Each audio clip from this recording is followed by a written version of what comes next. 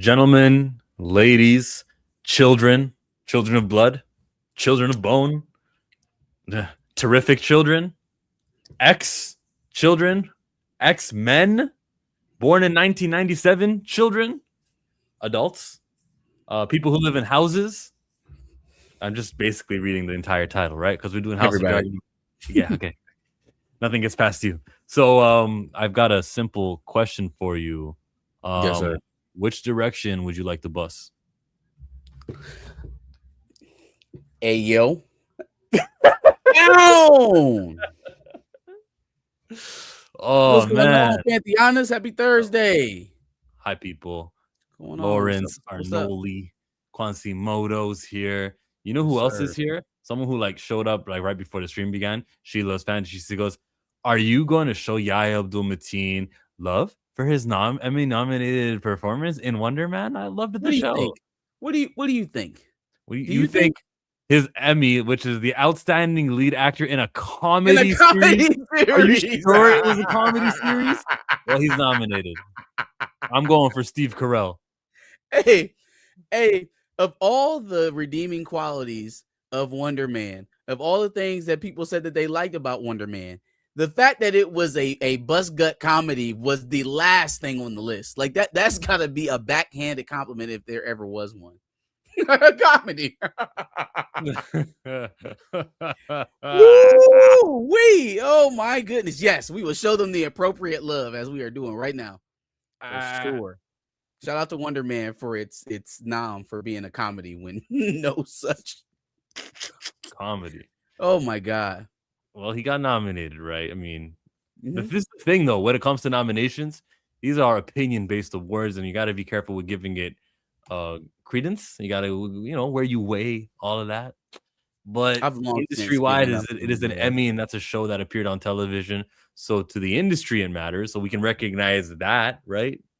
Yeah. I've long since given up on seeking recognition or validation, not seeking it, or going with the flow of using that on telling me what's quality.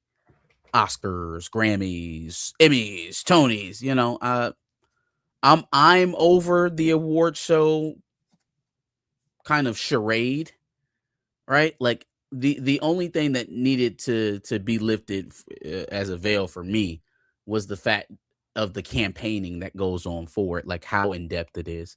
So at that point, merit matters a little bit less, let's say that, than what you would think. Widow sweep incoming. Wonder Man was amazing. He getting that Emmy. Glad for you, Johnny.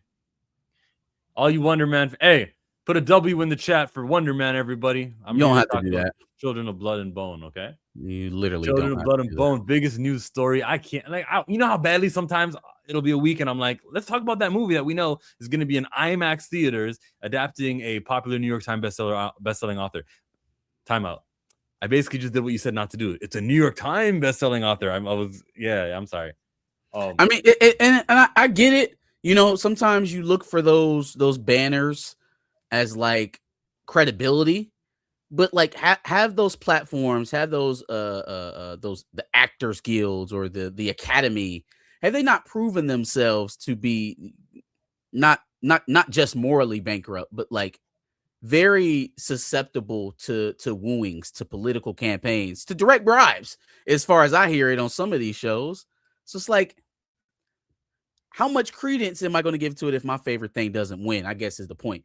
If your favorite thing gets an award and you want to go up about it, I'm not poo-pooing it, but I'm also not using that as that was head and shoulders above the next thing. Well, when I said she's a New York Times best-selling author, the emphasis was on the best-selling, like sales part. That's not really that the New York Times publication is a very high prestigious blah blah blah blah blah. Not really that. Yeah. I'm safe. We'll do that today, but I want to say something about the comic book world. You familiar with the Ink Alliance? The Ink Alliance. Allow me to familiarize you with the alliance of Black-owned comic book shops around the United States of America. As I said that, I was looking to share the screen. I'm sharing it now. United we read, united we rise. 10 black-owned comic shops, one alliance, nationwide impact. So if you're in LA, the Comic Den, you guys can read everything, okay? I'm not going to read all of it. Now, what they've done, the first act of business that the Ink Alliance have done is that they are going to have a brand new 1,000 comic books cover exclusive. I'm doing a terrible job of explaining it. Okay, let me start over again.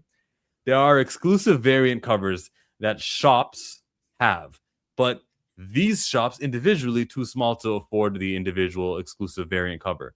But when all 10 of them unite and they order together under the banner of Ink Alliance, they are now eligible for variant covers. So the new Titans, where Cyborg and Static are both on the same team, there's a exclusive variant cover by Sanford Green from Bitterroot fame.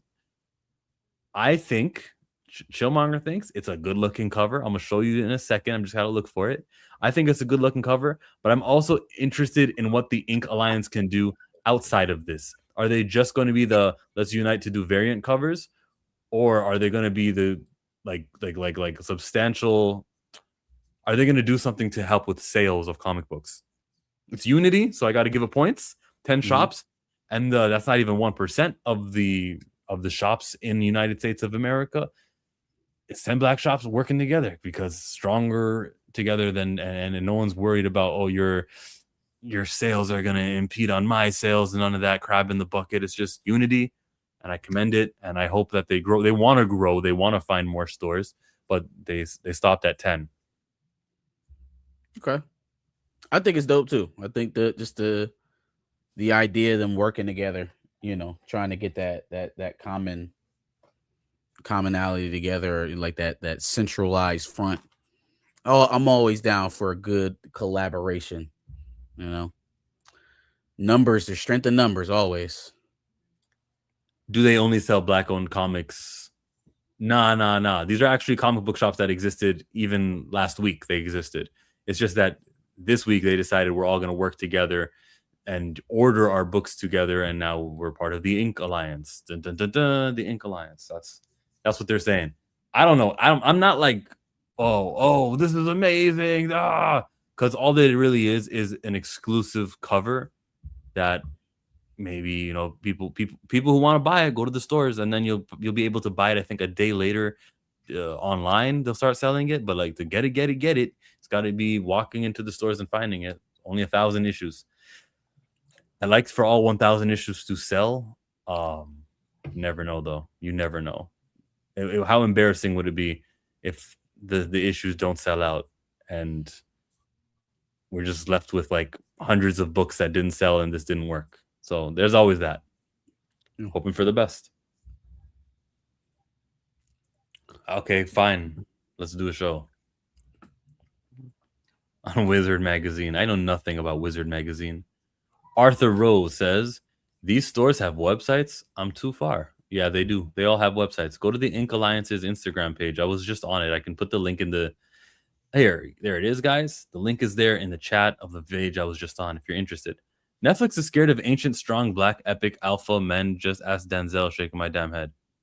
They're talking about the canceled Antoine Fuqua Mansa Musa project. They were set to start shooting next summer. Is it because Ryan Coogler and Mike B. Jordan are doing the Mansa Musa instead? I don't know. That wouldn't stop me from allowing Antoine Fuqua and Denzel Washington from making one. But by the way, Johnny, it's not just Netflix who's afraid. They all are. They all are. Yeah. Terrified. You can't go back in past before the enslavement. What? That is not the history that we want you to think about. Yeah, no, that sucks. That was one of Denzel's last too.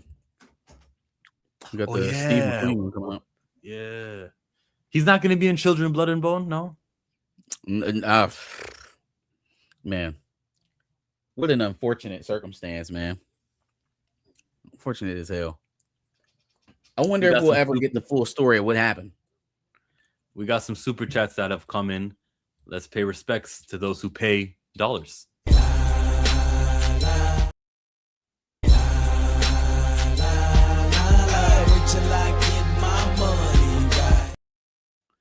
Marvel Rivals made Egypt-themed skins, but Storm, Black Panther, and Blade didn't get one. Isn't the god, quote unquote god, from the pantheon of the like the Egyptian pantheon, Bast? Isn't she part of that? Was it Orisha? Isn't it? Part of the pantheon. Bast. It's Bast. Yeah, Bast is supposed to be one of the Egyptian ones. It's in that lore. Yeah. I mean, I don't think they knew that. The guys developing Marvel Rivals, aren't they like Japanese or something? Like, who I don't expect them to know a lot of things. Black Panther and Blade didn't get one. Storm and T'Challa have not had a skin since January in 2026. Well, that's one more for the injustice. For sure.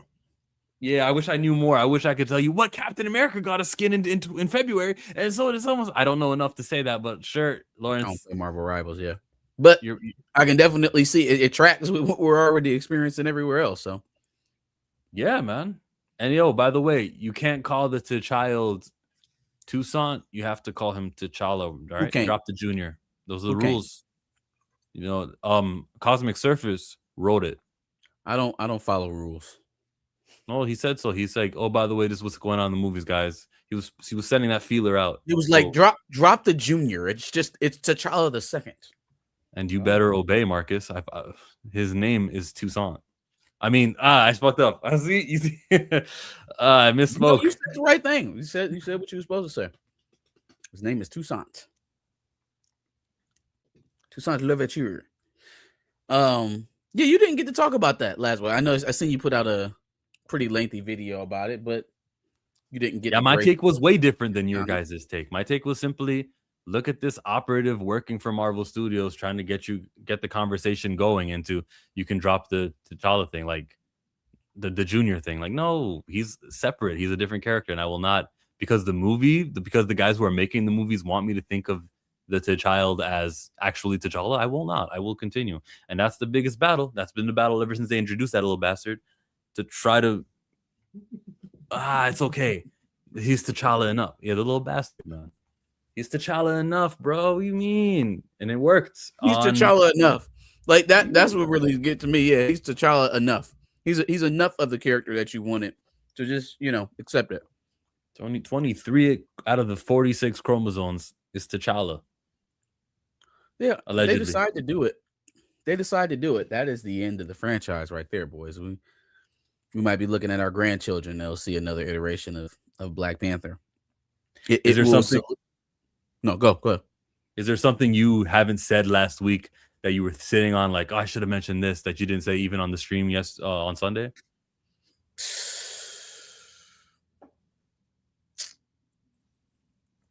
I asked that because I'm biting my tongue heavy on a couple of things, but I don't know. Like, it is just a rumor, and it's scooper bait. So I'm not really. It's hard for me to take it as concrete. At the same time, if I deal with it at face value, it's hard not to mention Ryan Coogler. I would say he probably escaped a little bit of the commentary on Sunday. That wasn't really the point to focus in on him. The point was the overall decision making of everybody involved here is extremely flawed, and it's so damaging to the franchise that you may not get another chance after this. I don't think people are really weighing. They're not really seeing it, right? Like, we're going to talk about Children of Blood and Bone here in a minute, and like, not that would happen on a Black Panther set. I'm just saying, it's not too often that you get that many Black folks together in a major production at a studio like Disney, and you get 3 movies, and this is how we spend our time. This is how we spend our time. That's what we did with the opportunity, was take a franchise that could have been a way for there to permanently be a Black space within Marvel and Disney in perpetuity. And people probably think that we're already there. Perpetuity, yeah. people probably think we're already at a point where Wakanda is never going to leave and they'll always make Wakanda projects. I don't know what Wakanda content you guys are watching, but there's nothing currently being produced out of that country that says that they need to keep making products out of it. As long as we keep treating it like hot potato or guess who's coming to dinner, it's like Yep. But when you have Batman in the forefront, you get a show about Penguin. You get a show about Gotham that happened a few years back. I think Batgirl had a show, but it never stopped because Batman was always going to be in a movie in the next 4 years. And you get to have that when you don't do it with Black Panther. It's also easier to do that with a character who, like you said, is always on the silver screen. Like, isn't going to take a break, isn't going to get fucking retired, isn't going to have some sad ass space death in his second movie. You know, that's just not happening there. So you could even say, I don't know what they're going to do, man. I don't know if it's right or not. You can benefit Shuri by having the actual Black Panther around. Supergirl has her movie. I don't think that happens if Superman was just never on TV for however many years T'Challa's not been on TV for. If they decided no more Superman, Clark Kent, Henry Cavill, can't touch. Let's do Supergirl instead. Then, yeah. No, yeah, you're absolutely right. There is no Kara, there is no Supergirl movie if there's no Superman, right? The insanity of a Superman sequel being a Supergirl movie, like, it just don't even make sense to say out loud. It doesn't even make sense to be like, it doesn't make sense to happen if it's not running congruently to the main character, which would be Clark in this situation. So to be fighting this current so hard, man, to run with things that you said before or things that are already been established in your franchise, it's never too late to turn around and make the right decision. But, you know, sometimes people double, triple, quadruple down. Yes, they do. Grace Wakanda for a little bit. Wakanda for a little bit. They ruined that. That used to be fun to do. Wakanda Forever. Now it makes me think of that second movie where they killed T'Challa. Mm-hmm. Jimmy Olsen show. Yeah. That's also on the docket. A little bit of news from. I'm looking forward to the terrific rumored show. So, look, there's another super chat that came in. Super chats thing.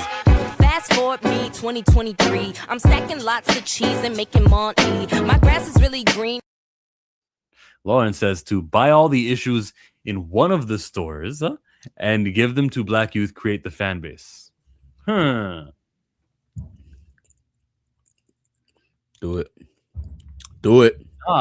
Nah, hold on. Depends who you give the thing to. Like, that's like saying I can just give a soccer ball to a school if I'm like Landon Donovan, who's complaining to Matt Barnes and Steven Jackson about soccer in this country.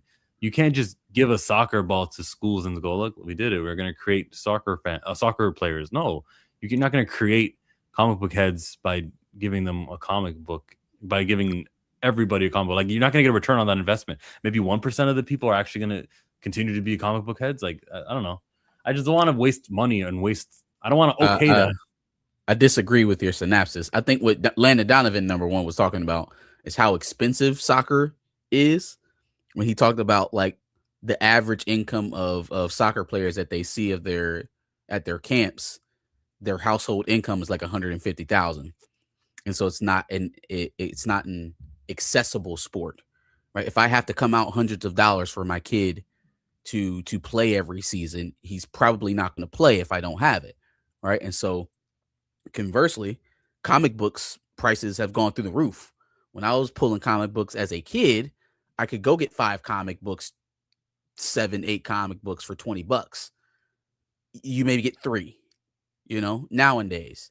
And so having somebody take you to some random destination, because it's very sparse in cities nowadays, comic book shops are, to go buy these expensive ass paperbacks, it's not always the most economic way of going about things. So yeah, I do think increasing access to things by nature is going to attract more fans, because you don't know if you're interested in it unless you try it. And if you can't afford to try it, you'll never know.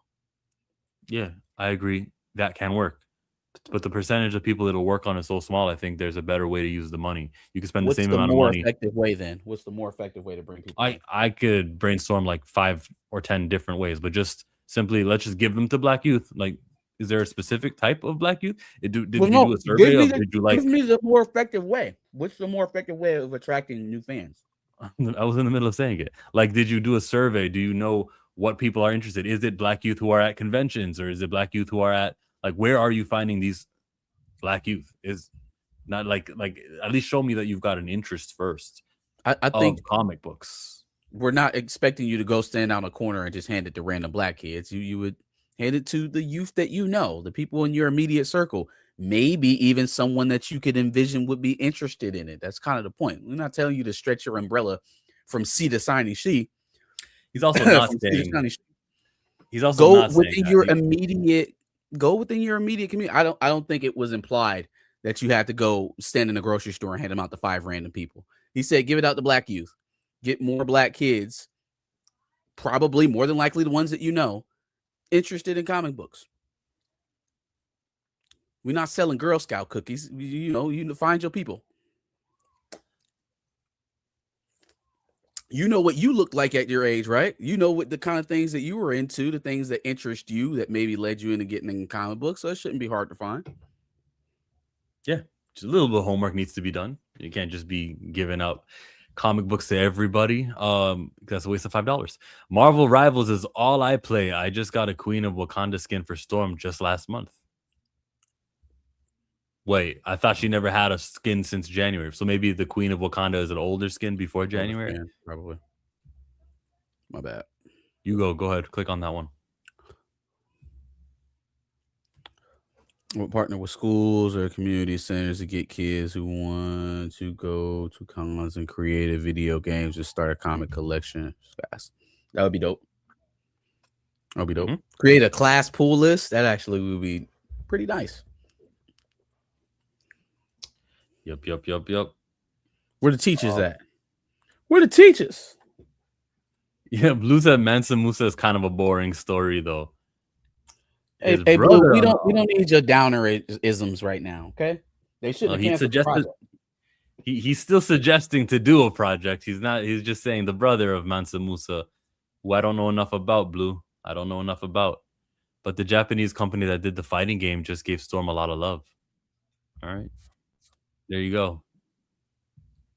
Not true. Storm and T'Challa get a skin every season. Oh, are we being led to believe that something's happening that's not happening? Is love being given over at Marvel Rivals? Marvel's not acknowledging Blade, Black Panther, and Storm. Water is wet. Xavier says, you said the right name. Never let them forget it. Okay, Toussaint. Toussaint. The T'Child. The fatherless T'Child. Bastard is the title of honor. Is it? I'm not trying to honor the T'Child, but sure. I don't think it is. T'Challa is the king of Wakanda, not T'Child. Good job, everybody. Let's continue not referring to Toussaint as the character he's not. And we together, collectively, can come in. I mean, we can spirit bomb. Yeah. Spirit bomb. We can create the fan terminologies out there. Super chat.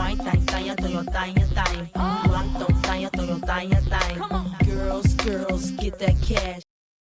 Get that cash. If you were wrong by T'Child, you are owed compensation. Dial 1-800 for never. If you were scarred by Wakanda forever, you may be entitled to a cash payment. Call now to join the class action suit. Did you listen to Ryan Coogler's interview and almost lose hearing? Hope so. Did Nate Moore on Survivor scar you? Because he quoted, what did he say? He said, I'm going to channel my inner T'Challa, he said. Ugh. Oh, what are you doing, don't. you idiot? Why? No, not that. I mean to say, you're admitting that this fucking fictional character is an inspiration and you're gonna use him for your thing, but you're like, you know what? I'm one of the core tenets behind not furthering this character on screen and popularizing him further. But Chill, I'm gonna like, why channel don't you channel T'Challa. your inner Tucson? Yeah. Go channel Challenge your inner Tucson. Njobu, your characters that you made up. Ugh. If you were wrong by T'Challa, you are owed compensation. How much money do you get for T'Challa? Do you get like a Kimoyo bead that doesn't even light up? No, you get a free trip to Wakanda. But it's really Haiti. Wakanda. Careful showing adult beverage on screen, Marcus. Okay. He wasn't, clearly. So yes, we're very careful with doing that. When Ian McKellen and Patrick Stewart die, they better not recast Magneto or Professor X, or I'm calling hypocrisy. Are you dumb? They're gonna recast Magneto, X, Cyclops is coming. Jean Grey's already been recast for Spider-Man. Everyone's being recast, and then all the dead characters are gonna be alive. Queen Ramonda, get her back in here. Tony Stark's gonna be back in here. What do you mean?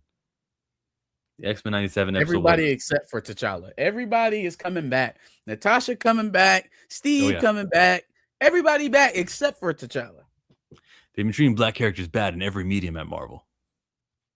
Wakanda's not forever? It's not forever. Black Batgirl, stop. Black Batgirl? I don't know what that is. The Canadian black comic superhero has returned. Who would that be? The Canadian black comic superhero? We don't have one. You talking about you? An Alpha Flight. Oh, appreciate you. You think of me of a superhero, eh? Yeah. Wakanda for a little bit. Wakanda isn't the sale. T'Challa is. Big facts. Let's go to Children of Blood and Bone, bro. This is a novel, a fantasy novel, one that Tomi Adeyemi created. Now, she had some leverage, she was able to negotiate and renegotiate upwards. And I saw a cool little video on Instagram last week about how she was able to get what she wanted and she's going to write the screenplay. And then I saw that same creator explain, well, wait, what just happened here? So yeah, it's great. She was able to do the screenplay, but there's so much more levels and there's so many more steps.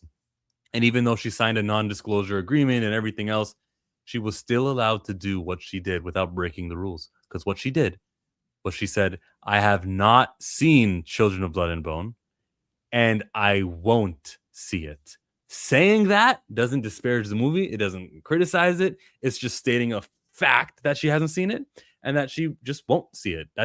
There's nothing wrong with saying that. It's like very well worded. It's almost like she's a writer. And then we got to see that she blocked Amanda Stenberg. And the last message she sent to Amanda Stenberg was, don't use my name in interviews. Stop bringing me up. And even that, I don't think that breaks any rules, really.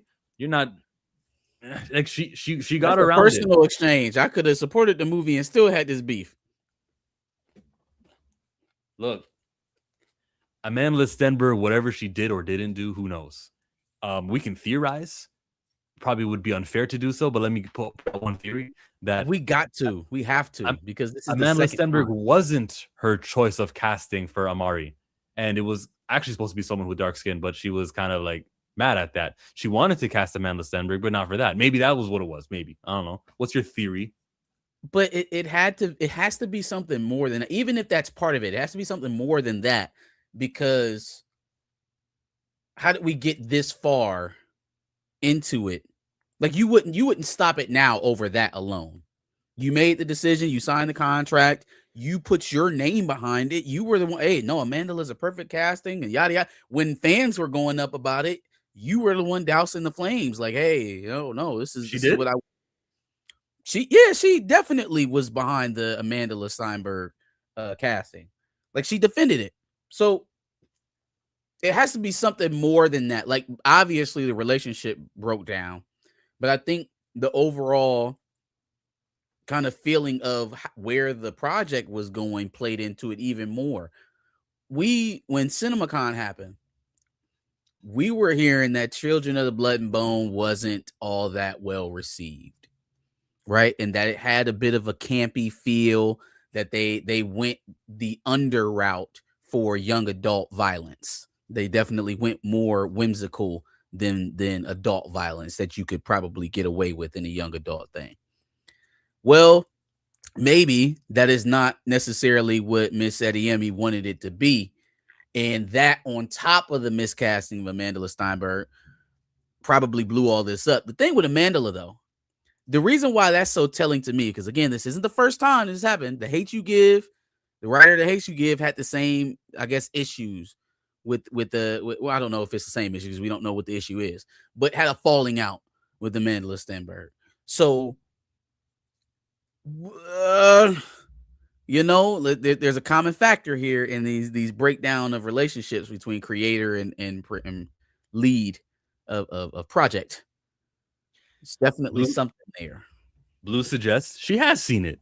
Okay, maybe she didn't see the whole movie, the cut from beginning to end, but she's seen enough of it and goes, that's not what my movie's supposed to be. Maybe she was on set in South Africa, maybe the studio just gave the impression that she'd be more involved than she actually is, and she probably isn't. If she got upset with the studio. Now, do I go, okay, well, if she doesn't support it, I don't support it. I'm not there. I need more information before I go, guys, cancel that bus that we were going to all take in January to see this movie in IMAX of the phenomenal cast and non-oppression. Well, there's oppression, but not real life oppression. Like, I can't say, nah, Tommy said we're not with it. I can't say that. I'm the opposite. It's not for like a loyalty to Tony. It's not even like it's like a protest of some sort. If the creator of the IP itself is telling me that it's not a fair representation of what they were trying to create, right? What was pitched to me was a book that was based off of this young adult novel, right? And so any research that I've done into this project henceforth has been a result of Tony's work, not anything that necessarily we're going to see here in the coming months from this movie, but from her work. And so she's telling me it's not an accurate depiction. She's not. Then I can catch it on streaming. I can catch it on streaming. She hasn't said that. She hasn't told us it's not an accurate description. She said it in so many words. If she's not supporting the project, that's telling me that something about it has gone awry. Doesn't mean I'll never see it. The director and her could have had a fight. She could have been like Tommy could have been mad about the littlest thing that really isn't that big of a deal. The color blue instead of the color green. Yeah, and they're like, well, no, the green screen would and just stewed.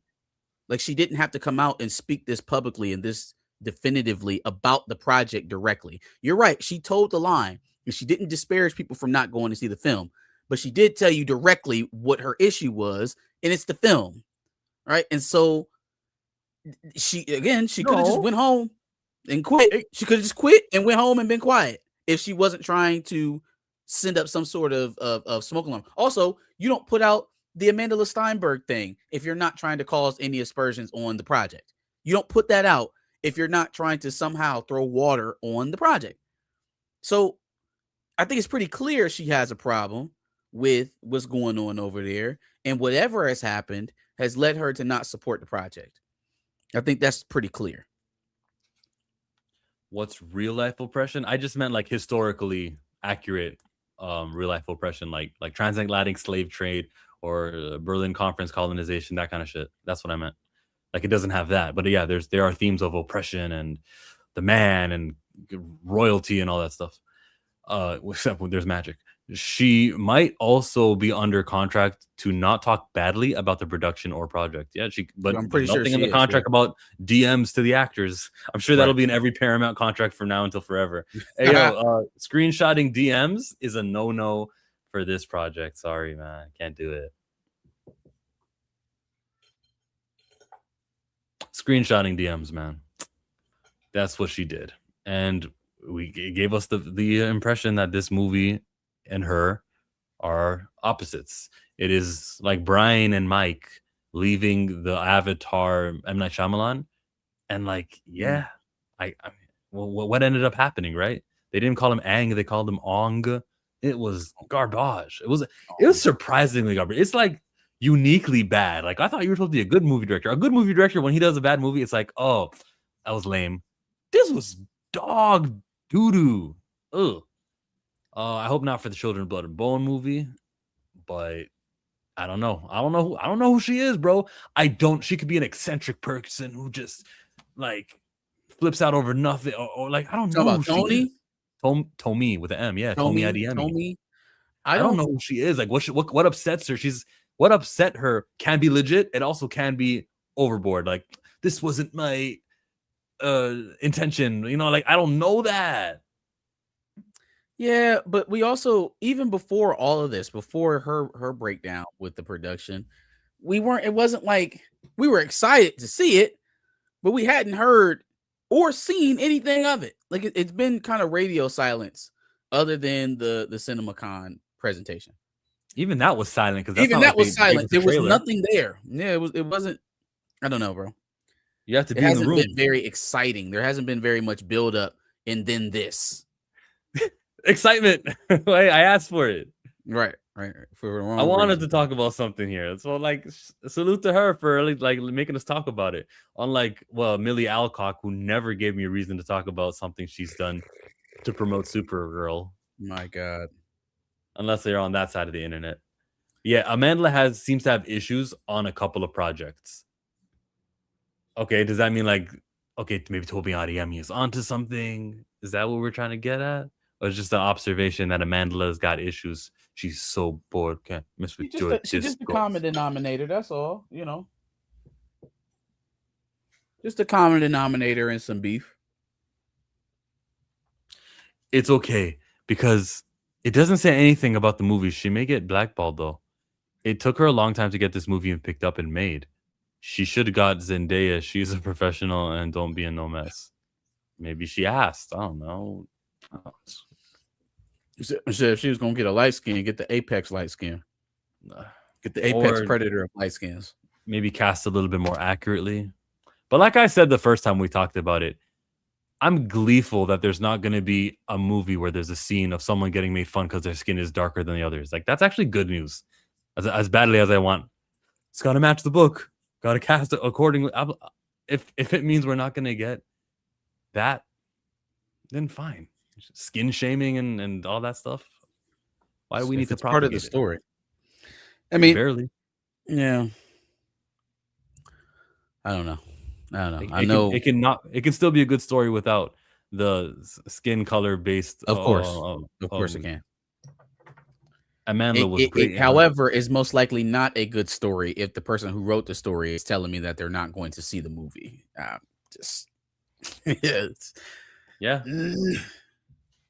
it's the creator. I mean, remember what George R.R. Martin said that time?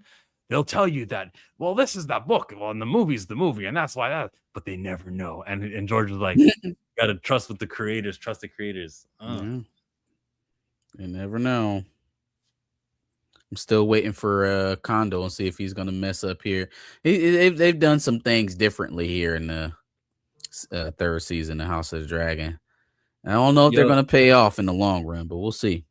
So Shaitan, thank you for your message. Me and Marcus were talking about it. That's why we're like a few minutes late, but just got here chill. Do you have a new light for your camera? Never seemed this bright before, but good seeing you, brother. Well, thank you. But yeah, I thought there was a problem with my lighting too.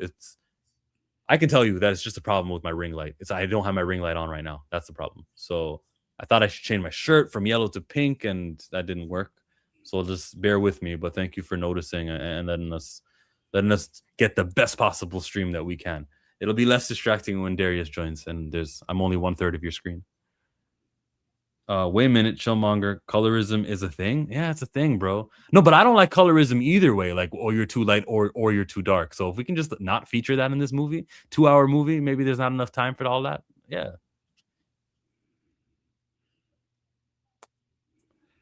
Facts. Was she good? Anything else? Who, Amandla? No. Plenty of things, guys. Plenty. The Hate U Give was cool. She did great. Just miscast.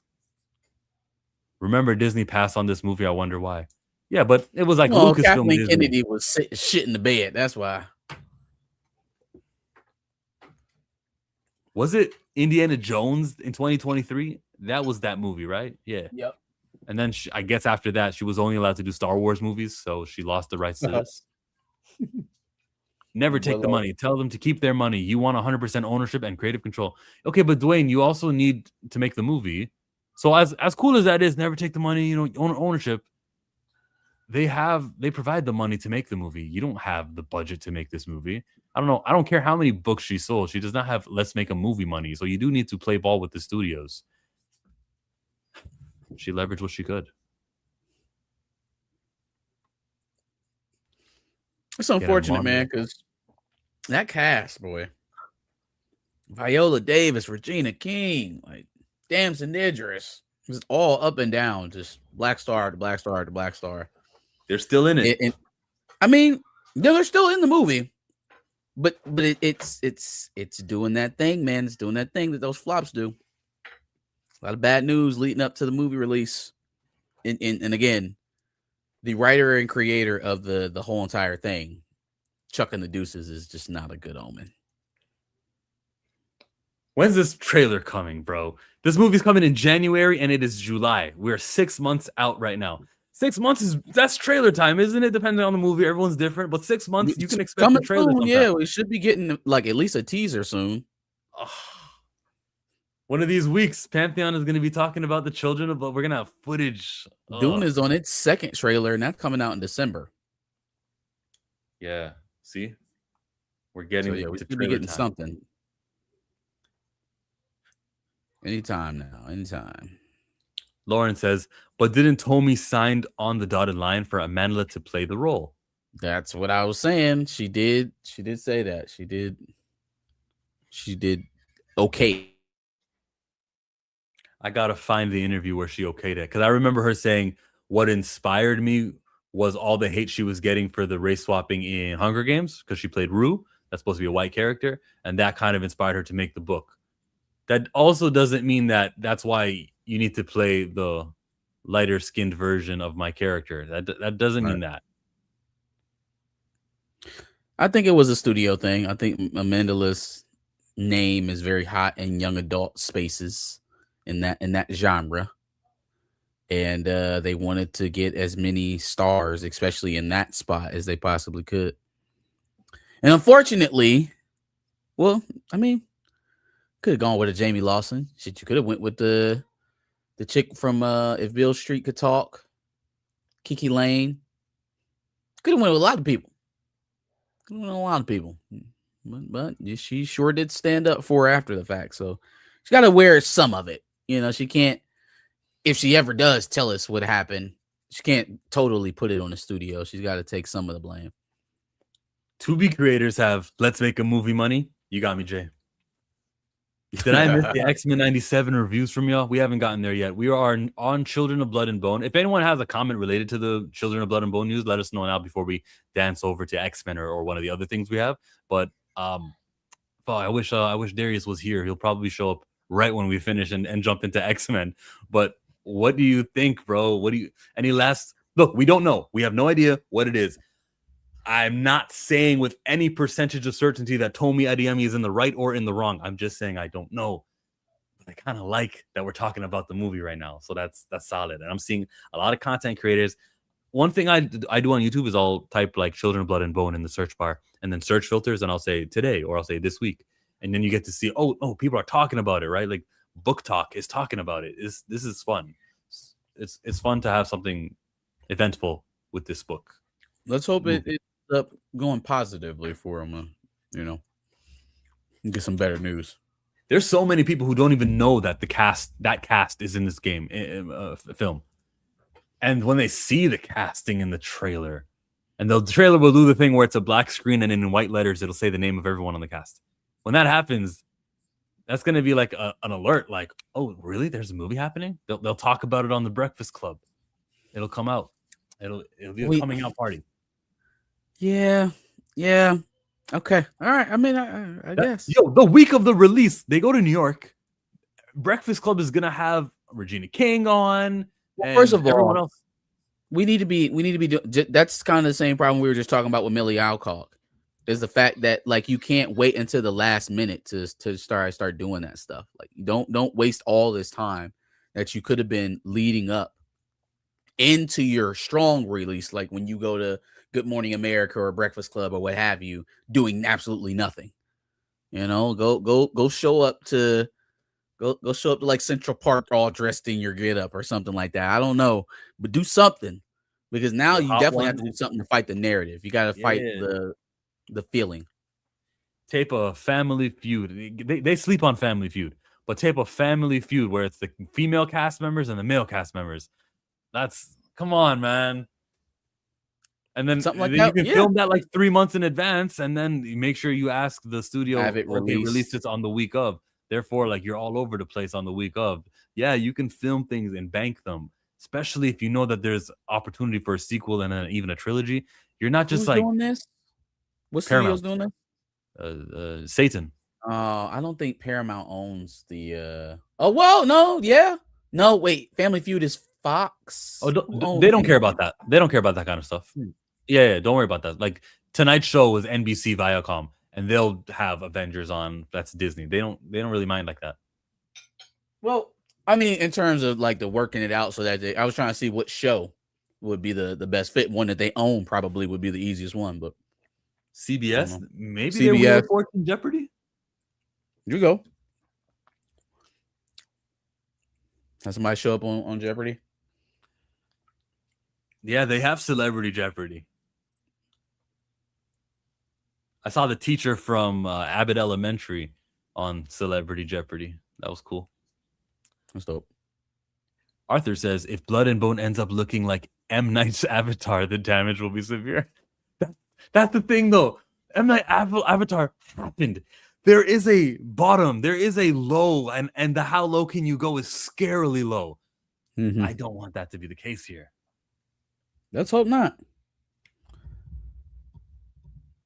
There's also Ryan Reynolds' Green Lantern down there. A little bit of Flash. There's some Marvels mixed in. There's something called a Quantum Mania in there. It's like a graveyard of stuff.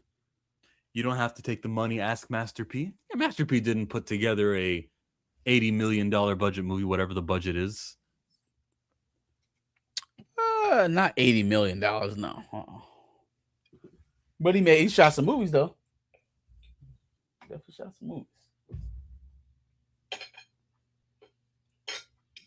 Shout out to Pete Brewer. A lot of people never heard of this IP. Yep, a lot of people have not. If they drop in January, not a good sign. Let me jump in for X-Men 97. Says Blue. I just know X-Men 97 season 2 is fire. If Blood and Bone ends up looking like, I just read that one. Shaitan said it's a normal thing for the original creators of franchises having disagreements with actors on movie sets. That doesn't seem like a disagreement with the actor though. She said she's not going to watch the film. And then she told the girl, "Don't talk to me. Don't text me. Don't call me." Like that's beef. Like you can argue on set, but as long as you get the project made, all right, we are good. You know, we can shake each other's hands at the premiere. This is some if I catch you on the street. It's on site? It's on site. It's on site.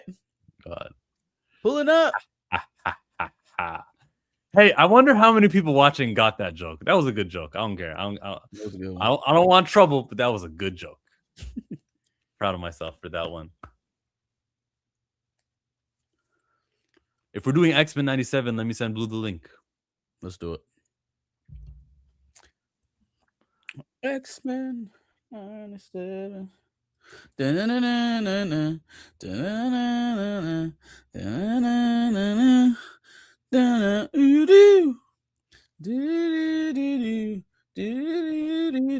are you singing Whitney Houston? There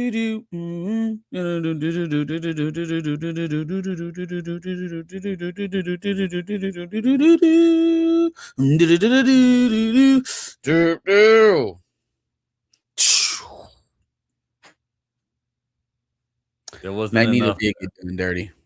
He did get done dirty. I guess we can start talking until Blue gets here.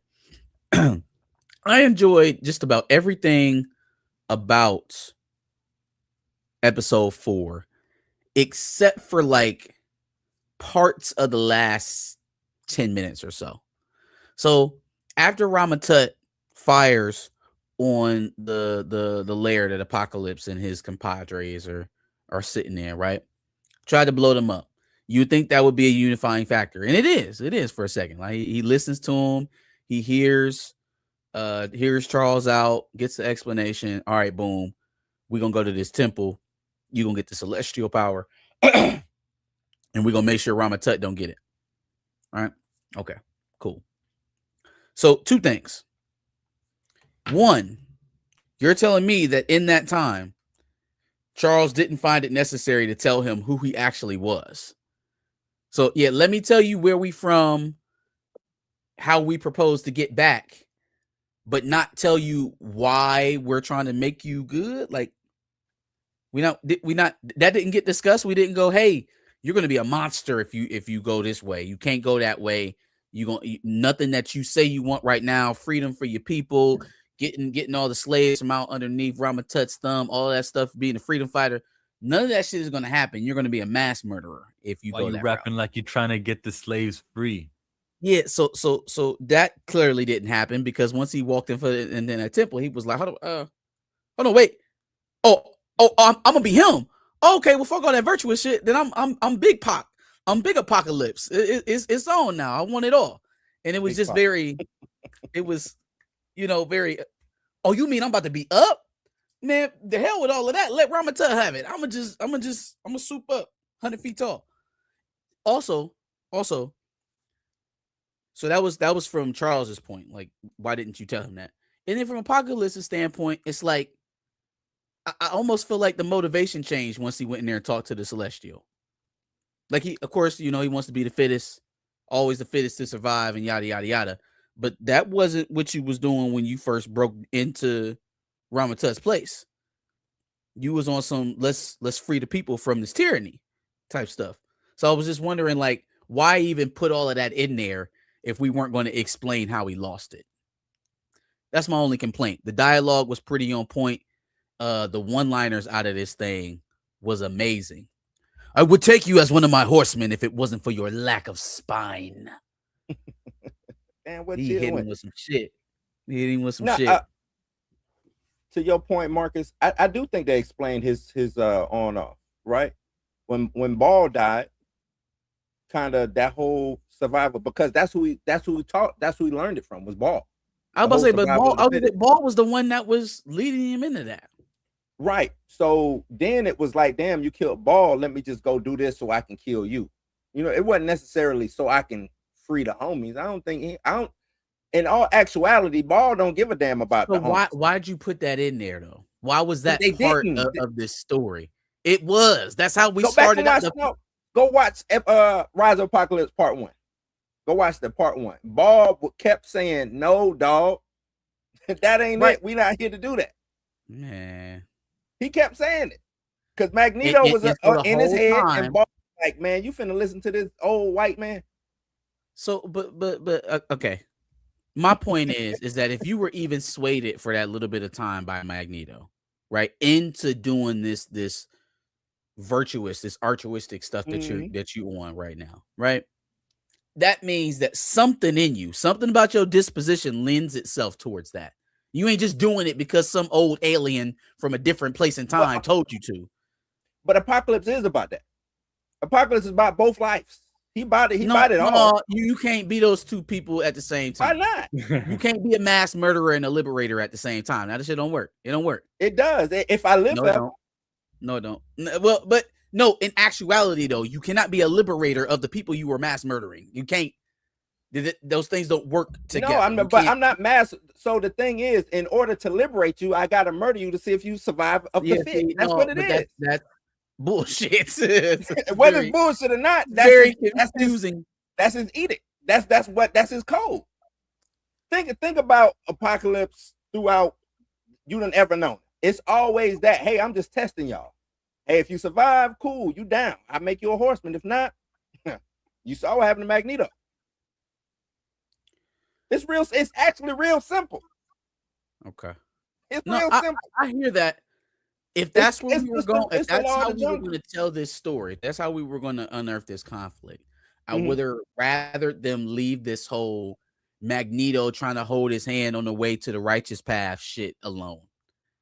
Like I would have rather it been a ruse and them trying to find a way to stomp his ass out before he soups But up. it was Because also they showed you a very virtuous side of Insabinure, which if you're gonna do that, then you got to explain how that shit got washed away. but they did. How? What? Ball dying is what Ball washed away all dying. of his good. No, Come on, man. Ball. So No, Ball. stop. No, So- before. Hold on. Wait. Before Ball died, he was on some survival of the fittest shit. Once Ball died, he let Professor X is in his brain. Remember, Magneto was on one side because the story is really about the two. It's damn near on some Malcolm Martin type shit for this, right? It was Mhm. Magneto on one side. Well, Magneto was here at first, and he was coming having issues with Ball. And Ball was like, man, we ain't fuck with the white dude. We ain't rock with him. We ain't rock with him. Then Ball dies. But then Apocalypse loses faith in Magneto. Damn, you lied to me, cuz I don't even know if I can rock with you. But then here come Professor X to swoop in. Hey, look, man. And Professor lied X, to him again. That's some did. stupid shit. So did lie he to him almost again. killed y'all off the strength that Eric lied to him. You just gonna lie to him again? Right. You lied to him, but you got to think though. This is Professor X. Out of Magneto, Professor X is the most diabolical of the two. He's the most diabolical of the two. I think y'all are So he confused goes on and what remember, liberate because means. to me, Professor X has this big grand illusion of grandeur on his side. Even his whole mutants kumbaya, and that's why he was always at odds with Magneto. Magneto knew that shit. Hey, humans and mutants can't kumbaya. We ain't getting down like that. It ain't gonna happen. We the next part of evolution. They ain't gonna like us. And Professor X like, nah, we can make Magnus. We can make them like this. No, we can't. It's always gonna be up for us. We're gonna have to pull the tool every time. Stick to What? Colress. But so we hear in Sabanur, kind of cool at first. And then that happens, it's up. Now he don't know who to trust. Because even the whole time when they marched to the celestial ship, he was side-eyeing Magneto and he was side-eyeing Charles. He didn't know who to trust. Then once he got in there, like you say, he started writing on the wall. He said, man, he looked at him just like this. Really? Oh, y'all scared of me. That's what it was. Y'all scared of me. Let me show y'all what's up. And now it's up. And now it's stuck. Yeah, I guess. It's simple, I Marcus. mean, it's simple. look, man, it's not a major critique. It's I just simple. I didn't particularly like how the switch happened so smoothly. Like if you were going to go that route, it should have been a little bit more belabored, in my opinion. But wanted a the part rest three? of the episode was fantastic.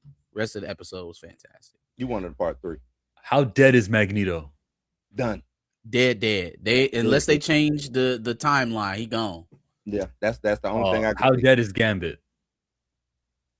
Gambit Same still got a level of body. dead.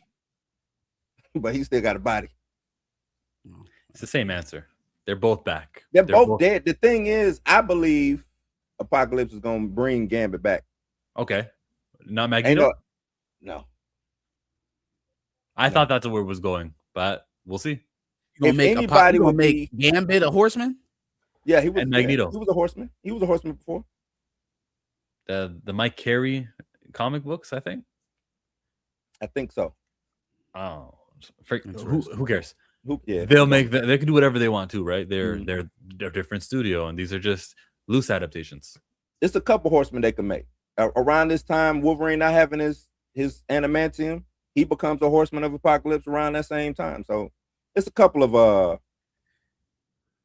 horsemen Apocalypse can make. I seen the Onslaught thing coming too. That's who I thought. I didn't think that was Kang at first that was talking to him telepathically. I thought that was Onslaught. I thought that was the corners of his mind speaking to him. But they went the route of Kang having his own type of like cerebro. Yeah. But in order to have And, Onslaught, you got to have Magneto too. You got to have them together because they're a combination of both. They was there. They both you was said there. But you said talking to Professor X when he talking about. Remember when he was into- he started having those visions? Magneto was still there. He was still alive. When he was having those he had that dream. Oh, you talking about when Kang wakey When wakey Kane was fucking with him. Yeah. Yep. I thought we was having a little onslaught vision or something. But no, that's definitely coming. That's coming. Let me ask y'all a question, especially with Chill here. We don't need Bo. Don't need it. I'm talking about as far as the writing. I don't mean it like I'm just saying. It ain't over how do yet. y'all feel about the writing? It ain't over yet. This is the part of this is where any of the any of the critiques that I had in the season, this is where they started coming up, is right about now. So this would be the Storm and Ford story coming up, right? Right. The lullaby. I don't think a lullaby coming. We've been going full speed, man. We've been going. Yeah, we'll see. We've been going. I gotta give it. We gave X-Men 97 a full season before we sat up here and anointed it. Yeah, people were saying it was awesome before the full season. I don't care what people say. I'm telling you what I said. I'm saying Marcus is fair. It's fair. Yeah, we addressed it after the season and gave it its just due, gave it its flowers. That's fair. Let's not get drug into the first 4 episodes and then be disappointed on the back half of the season. You know what I'm saying? Let's just watch it and see how it goes. How about this? Up until this point, I think we good. It's been good. It's been good up until this point. Yeah, no, it's been good. We're good. Minor complaints, very minor complaints. It's also possible for like hundreds and thousands of people to be good at writing TV shows who are not named Bo DeMeo. So it's possible. Yeah, most definitely. No, this was just into the contrast of, once everything happened, a lot of people came out of the gate saying, "Oh, damn, I don't know if X-Men 97 season 2 gonna be right." I know, it's gonna be able to make it without Bo. And I was on the other end. I was like, it's right. Writers every day they out there. So yeah, that's all. But I really enjoy it. I thought. You know what I want to know though?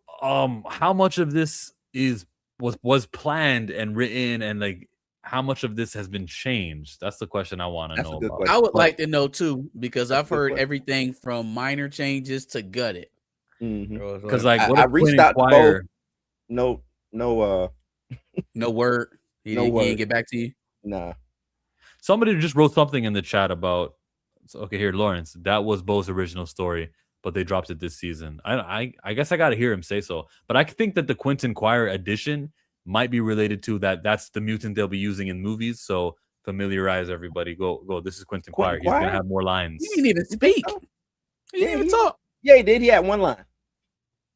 He talked to Monet. Who did he talk to? Monet. Yeah, he talked to okay. Well, Monet. Maybe Monet might be used in X-Men movies, and her frenzy form is being like introduced, soft launched for the Monet. Monet would make more sense. I like Monet as a better... because she satisfies 2 of the representation chart. That's why. Yeah. I was looking. Now you think they gonna let the Afro Latino in the movies? If Monet make it to the big screen, she'll be Latina, but the Afro will be. Well, she better not be like. Why would she be Latina? Monet St. Croix. She's from Angier. Monet St. Croix not black? Yeah, she's from Africa. She's from Angier. Oh, yeah, she's from Africa. My beast. I thought she was. That's why I was like, why would she be Latina? No, she's from Africa. She's royalty too. She's like a princess or something like that. If I remember. You guys think that they think this deeply about it though? Well, my whole thing is I said, and I think I said this on was I with y'all last Thursday, Marcus, when I said about X-Men live action going up against this, and I was like, they got some tall, big shoes to fill. Well, because and the reason why is because X-Men 97 is heavy on the mutant hate shit right now. Heavy on the mutant hate shit. And they don't want to do that in a live action. So how you gonna square this round hole where you've already set your audience's expectation with X-Men 97 now for a couple years, and they're expecting to see a representation of that on the big screen now. They got to, Marcus. You got to do the thing. You got to do the mutant hate thing. Ain't nothing. No, what other story you telling with mutants and the X-Men other than mutant hate? Like what you telling? You know how they get about racism, boy. They about to dance around that thing like it's the Lollipop Guild. It's gonna be nuts. You can. I mean, even that's why they got the leader of it all of being a black dude. They trying to disarm it all immediately from the jump. Look, there's no way to tone down homo superior hate. It's just no way you can do it. You can't tone it down because it ain't just, you know what I'm saying? It's just not skin color. Now you talking about white folks, mutants, black mutants, Latino mutants, gay mutants, you know what I'm saying? All different types of mutants. So how do you tone that down? How do you tone that allegory down? I just don't see it. I don't Kevin see Feige said, "Watch me." it. Right, watch. I'll figure it out. I'll figure it out. We got a super chat.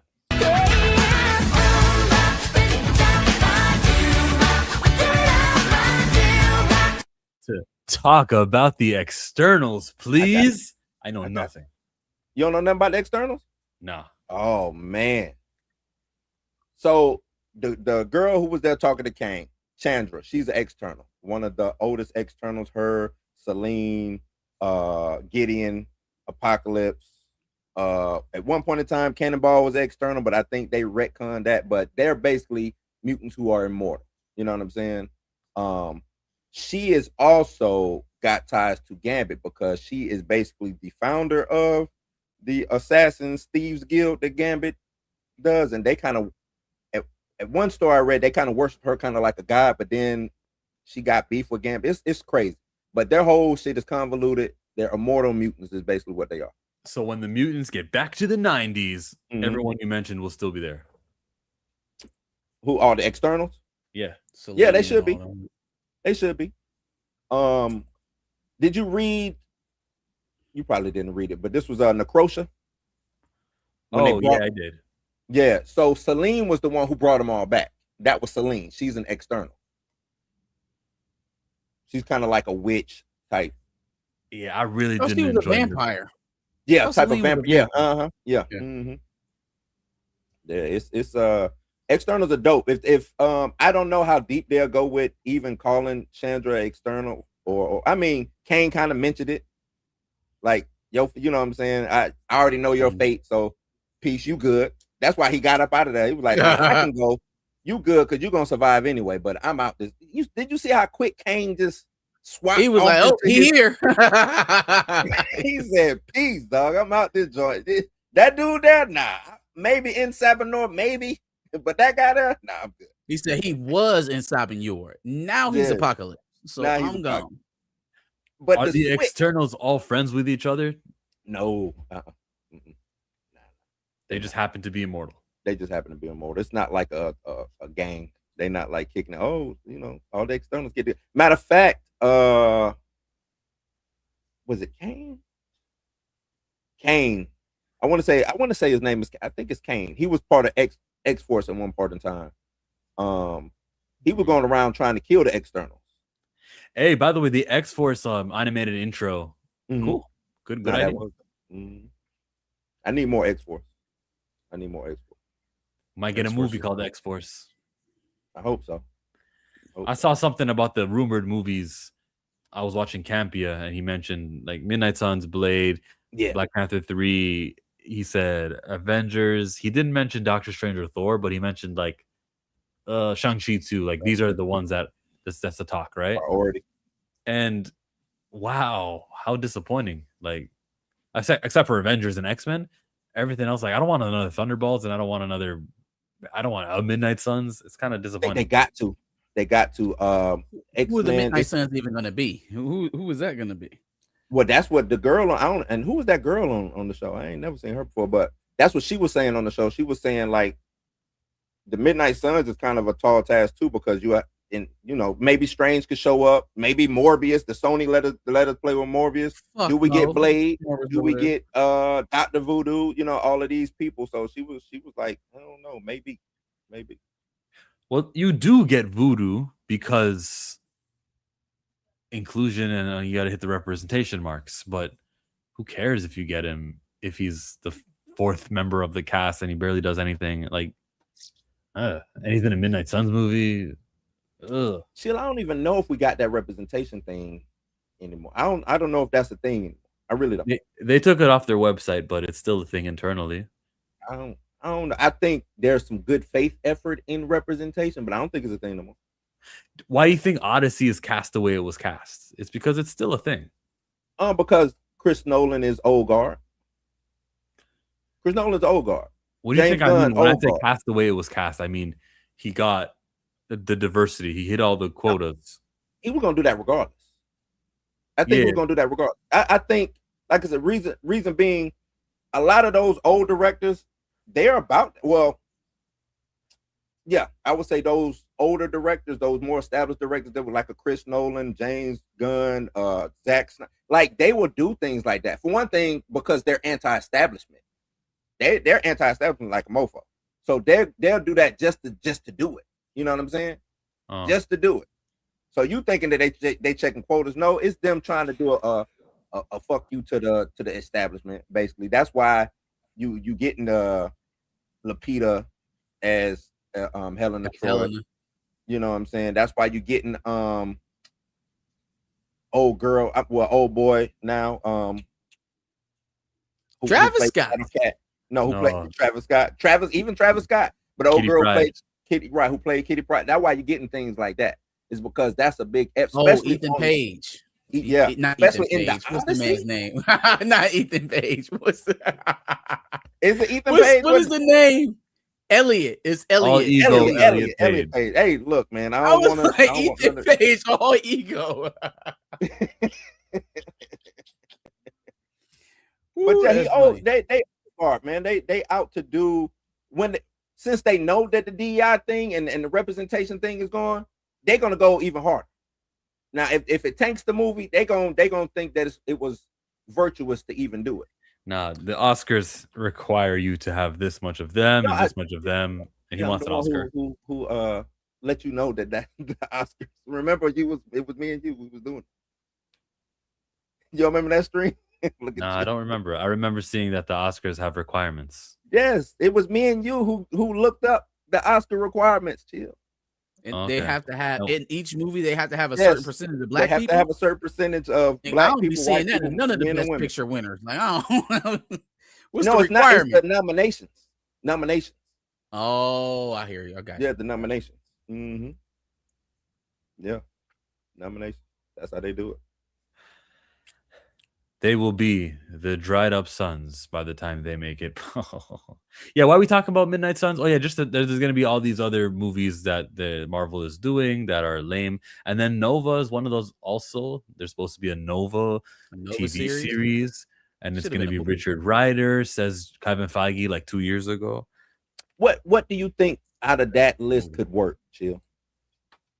Other than X-Men or Avengers and Spider-Man, we know those three. Everything can work, but depending on the writer, depending on the guy who's behind it, what do I think could work out of that? Blade for sure. Blade is the easy one. That would be it. X-Men, Spider-Man, Avengers, Blade for sure. You guys are not at let's take a chance. You just saw what Supergirl did, and I know they're different studios, and I get that they're different, but you just saw that the appetite for some of these movies is not very high. Do you think they heed that warning? The Supergirl, I mean, or because James Gunn didn't heed the Captain Falcon of America warning, he didn't heed the Thunderbolt warning, and still did it. I don't think Feige heeds that warning. I really don't. I think he does another. Supergirl was already in production by then. He couldn't pull out after Thunderbolts. It was already underway. Oh, you talking about Feige? No, I'm talking about Gunn. By the time Thunderbolts came out, he was already in production for Supergirl. Well, he could have pushed it. It could have been pushed because I think, as you know, I think Supergirl is out of 10 or 5. It's a mid at best, right? You push it to get out of the way of Toy Story 5. I think you get to your break even point. I don't think you go crazy, but I think you get to your break even point. If you push it to when? Into August. I think you go Lanterns, Supergirl. Changes. You got to get into a different season. If you just said, all right, that's into August, right? September into August. That's a different season. Yeah, I know October is, but September is technically fall, correct? Am I right? I would put that thing around Thanksgiving. Give people a reason to go see it. People gonna be off school. They're gonna be off work. You get the vacationers. You get the family trip. All I'm saying, I Marcus, put that thing right before the big movies that's coming on Christmas, the Odyssey, Dune, get and the all hell that out of stuff. way. Get out of the way of Toy Story. That's all I'm caring. That's all I'm really saying. Yeah, You get right. out of the way of Toy Story. Put some distance in between you and the summer, and get your lane right there at Thanksgiving. Is what I would because do. I guess what could Warner Brothers replace Supergirl with? Nothing. What do they have? Oh, you coming? mean what could they do? Like, oh, I mean, they could have done a what do they have Flash movie. coming? They could have done. No, because like you said, it was already in production. What movies were already in Okay. production or finished that they could have But they could have put in that slot. You mean like Yeah. replace Supergirl in that slot? Probably nothing. Hmm. Lanterns is the TV show. Clayface, they wanted to come out in the fall for the horror crowd. But they just need a Warner Brothers movie. They don't necessarily. It don't have to be a DC movie. They just need a Warner Brothers movie. That's true. They just need to Possibilities do are that. endless. Anything. Minions isn't Minions coming out this year? Could have been the Minions. But because Minions came out, it didn't do too good. The last It one already already came came out. Yeah, mhm. It didn't have the numbers. But I don't think. I think Minions is Paramount, right? I don't think that's Warner Brothers. I think Minions. it's Oh wait, hold on, wait. Illumination. Illumination. What's Yeah. Illumination is Paramount. Mhm. Or Universal. DreamWorks. Is it DreamWorks. Illumination? DreamWorks. Universal. Universal. Okay, Universal. Yeah. So then, no, I don't have no idea what they could have replaced Yeah. it with. I don't know. So the news coming out of Nova is that Michael Waldron, according to the WGA directory, he's got this show called Nova from 2026 and 2027. Only one season. It's called a drama. That's the genre, not comedy. It's a drama. So You see, they remember call that, Wonder eh? Man a comedy. Yeah, remember when It they is a nominate comedy. when the actors get nominated for comedy next year. Just remember that It it's wasn't supposed trying be to a be. drama. It wasn't trying No, to be a comedy. I don't think so neither. But they had to find a lane for it. That's why it's so funny, because it wasn't trying to be no comedy at all. Michael They had to Waldron find a did lane for Doctor it. Strange 2. He did Loki, 2 seasons Did he of do it. WandaVision? He was No, it wasn't supposed to. No, that's Jake Schreier. That's Mm-mm. Jack. I think Waldron did do. Oh, he didn't. He Did he do didn't. WandaVision? That was. It just wasn't. I know who it was. I know the guy with the It little just wasn't. blonde hair. Michael Waldron did Avengers, Kang Dynasty, and then when they Jake added Schaefer, not Schreier. Schaefer. Thank you. When And they Matt added Shackman. Matt Shackman. My bad. Matt, that's the one that was okay. Shackman was Jared, the name. that was the director. Okay. Mhm. Yeah. So fucking Michael Waldron, right? He's in the bullpen. He's already been used and looks like he's sticking around. There's things that don't need to be explained. He knows where you keep the this and the that. Like he's there. Good. Keep him. Great. Awesome. It's terrific, right? I'm all for it. And he can do Nova, and things that don't need to be explained will be great. Why are And the he's done Russo some brothers amazing doing a movies. Free Willy movie after these Avengers? Why are the Russos free to do Because Free of- Willy? Why can't they be locked up over at Marvel to dedicate their hours to X-Men and everything else MCU? How dare Kevin Feige? I don't think it's Feige. I think You Feige think wants they the want to? Russos. I think it's the Russos. Maybe they want to make a Free Willy movie. Yeah. Remember, Russos walked away from Avengers. It wasn't like Feige went on his knees, ready to go. The They money made exists. they made Electric State, did they not? That was Yep. the Russo brothers. That was them. Yeah, that was them. They wouldn't made other shit. Money, but and so. chill. Money don't always move creators. There's enough Money money. don't always move creators. There's enough money in the world to make Money the don't Russo always brothers want move to do. creators. All right. I think it was a big enough ask to get them to come back and right the ship that they're doing with Doomsday and Secret Wars, and that's ate up years of their lives and will continue to do so even after Doomsday premieres. Oh, so, poor like- them. Well, no, I don't feel bad for them, but if you It- put yourself in the position of a person who don't need it, like they don't need this, Right, they don't need to come it. back That's and another save thing too. They Marvel don't need the again. money. Yeah, they But, don't need you the gotta- money. They don't need. Go ahead. They're not suffering. They're not. I gotta make a superhero movie. That's fun. That's actually something you want to do. And if you get paid a lot of money Who for says it, they want to do that though? That's what I'm getting they at. keep. Well, the fact that they came back for Secret Wars and for Doomsday. I think does they came mean that back they- because they sucked out there in the real world. That's why they came back. No, they also They said they want tried to do their this own stuff. thing and it didn't Yeah. work, so they came They've back to they've the tried thing that doing worked. things on their own. They came back to Marvel, and now they're Right. trying to do something on their own again. Yeah, yes. You just didn't pay them enough at Marvel. You think that. Yeah. They think, all right, I take this time off. We get another W with Marvel. It's gonna be studios with checks who's gonna allow us to do another Electric State 2 or whatever the hell they want to do. Please, God. And yeah, you laugh. Remember, they also got the shows over at Prime, the Citadel. That's them too.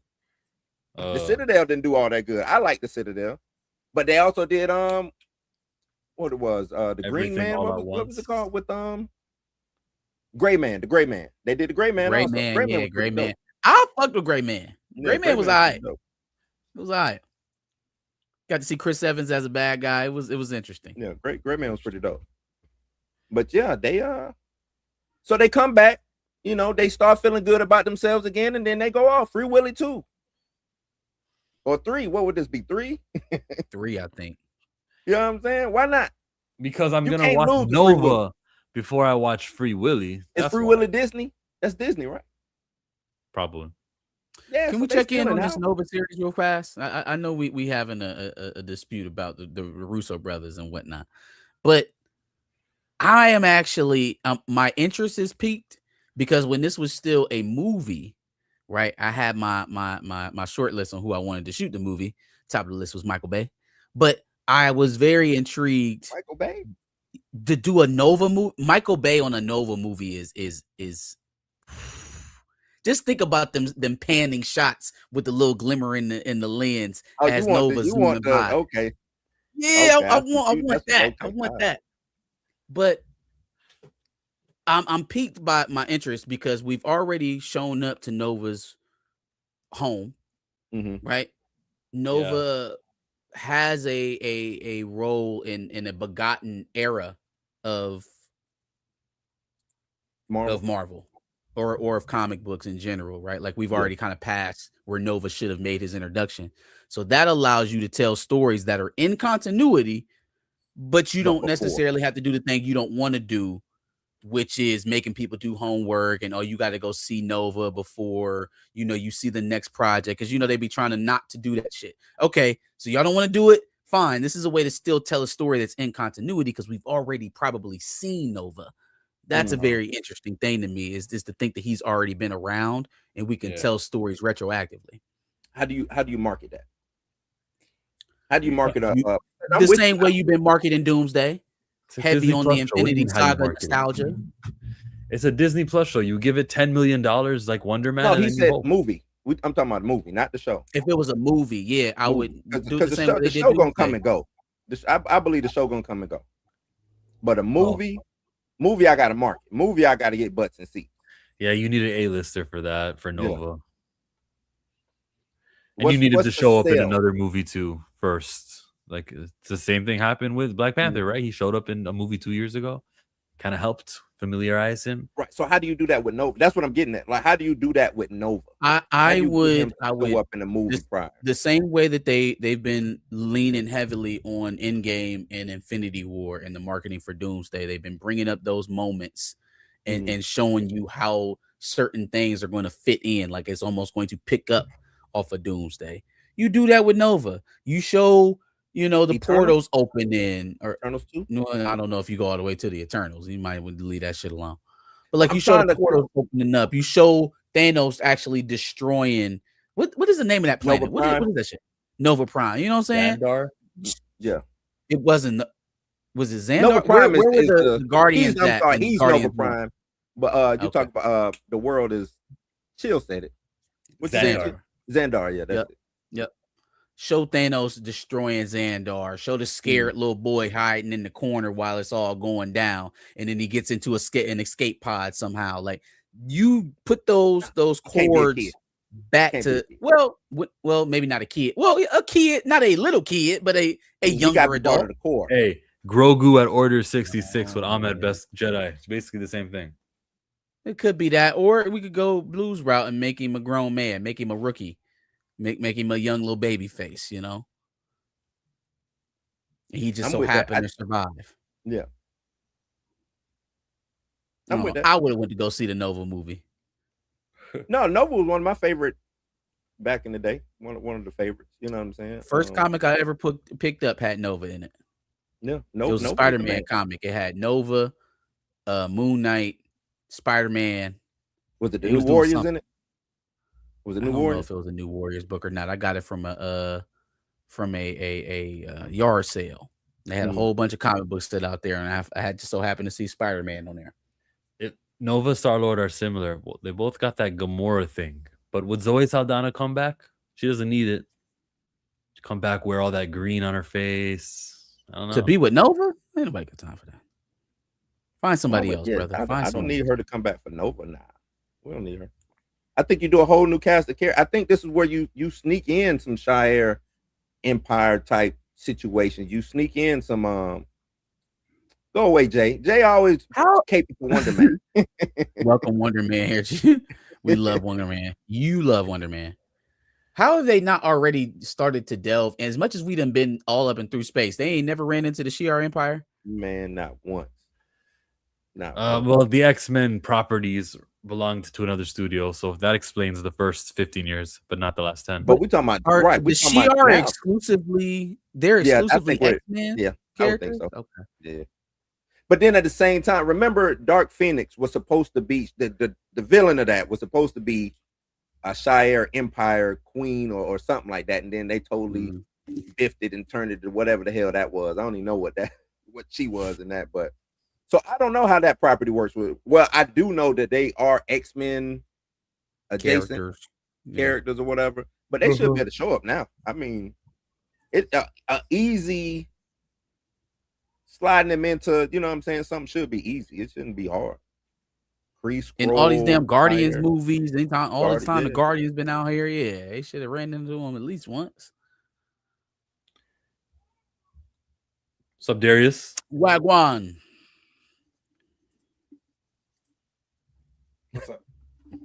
What's up, guys?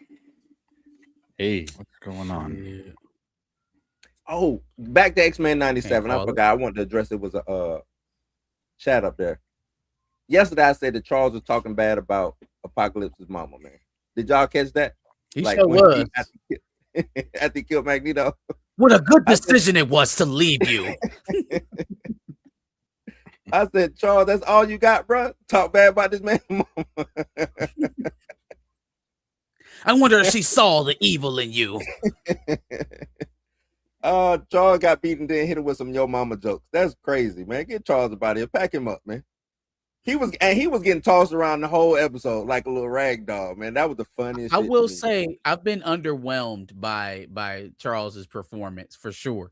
Like for the world's strongest telepath, you would hope he could stand up a little, not necessarily one-on-one with Apocalypse, but god damn, fight back.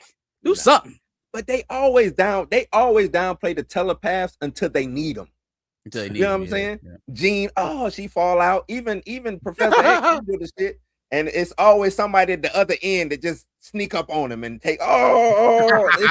It's always that. It's always that until you need Charles to be like the most powerful telepath, and then it happens. So it's plot armor, I guess. It's plot armor. It's just funny to me the way he dog walked the whole team, turned into Apocalypse, dog walked them again. That was like crazy. Like, let's run the fade one more time. I got a whole new body. Let's run the fade again. Let's do it again. Why? Yeah. I don't want to run the fade again. No. But I do like to live. Who? Magneto. I know when he threw that ship into that black hole and survived, he was like, whoo, man, thought I was out of here. Doom. I was that was a dope feat, though. That was a dope feat. I do like the power scaling that they're doing. Magneto, Storm, just even seeing Jubilee kick ass. Because I always want, I'm like, Jubilee. She got a nice little thing. Can she should be able to do some damage. You know, she ain't the strongest. What's up? No, finish. She's not the strongest. Yeah, she ain't the strongest, but she should still be able to, for her level of character, she should still be able to do some damage to somebody.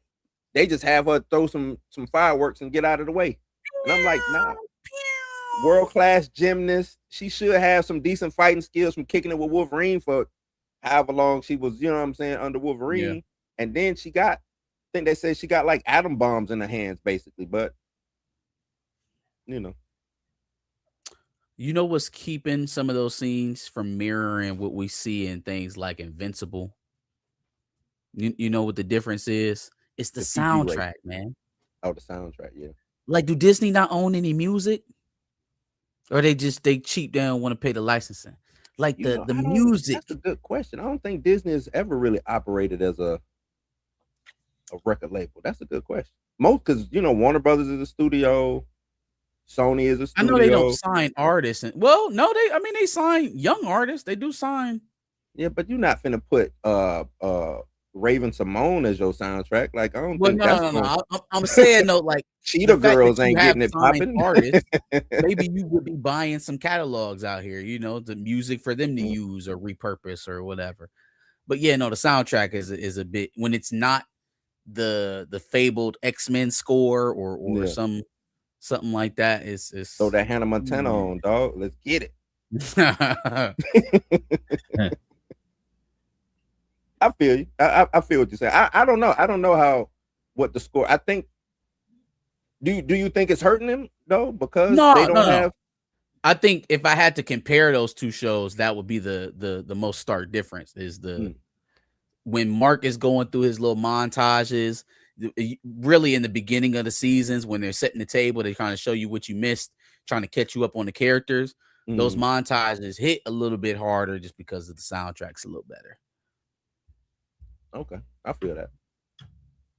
I think it would have helped also with some of the pacing I was feeling in the first 3 episodes. First 3 episodes, we wasn't trying to stop and explain or talk about shit. It was pedal to the metal.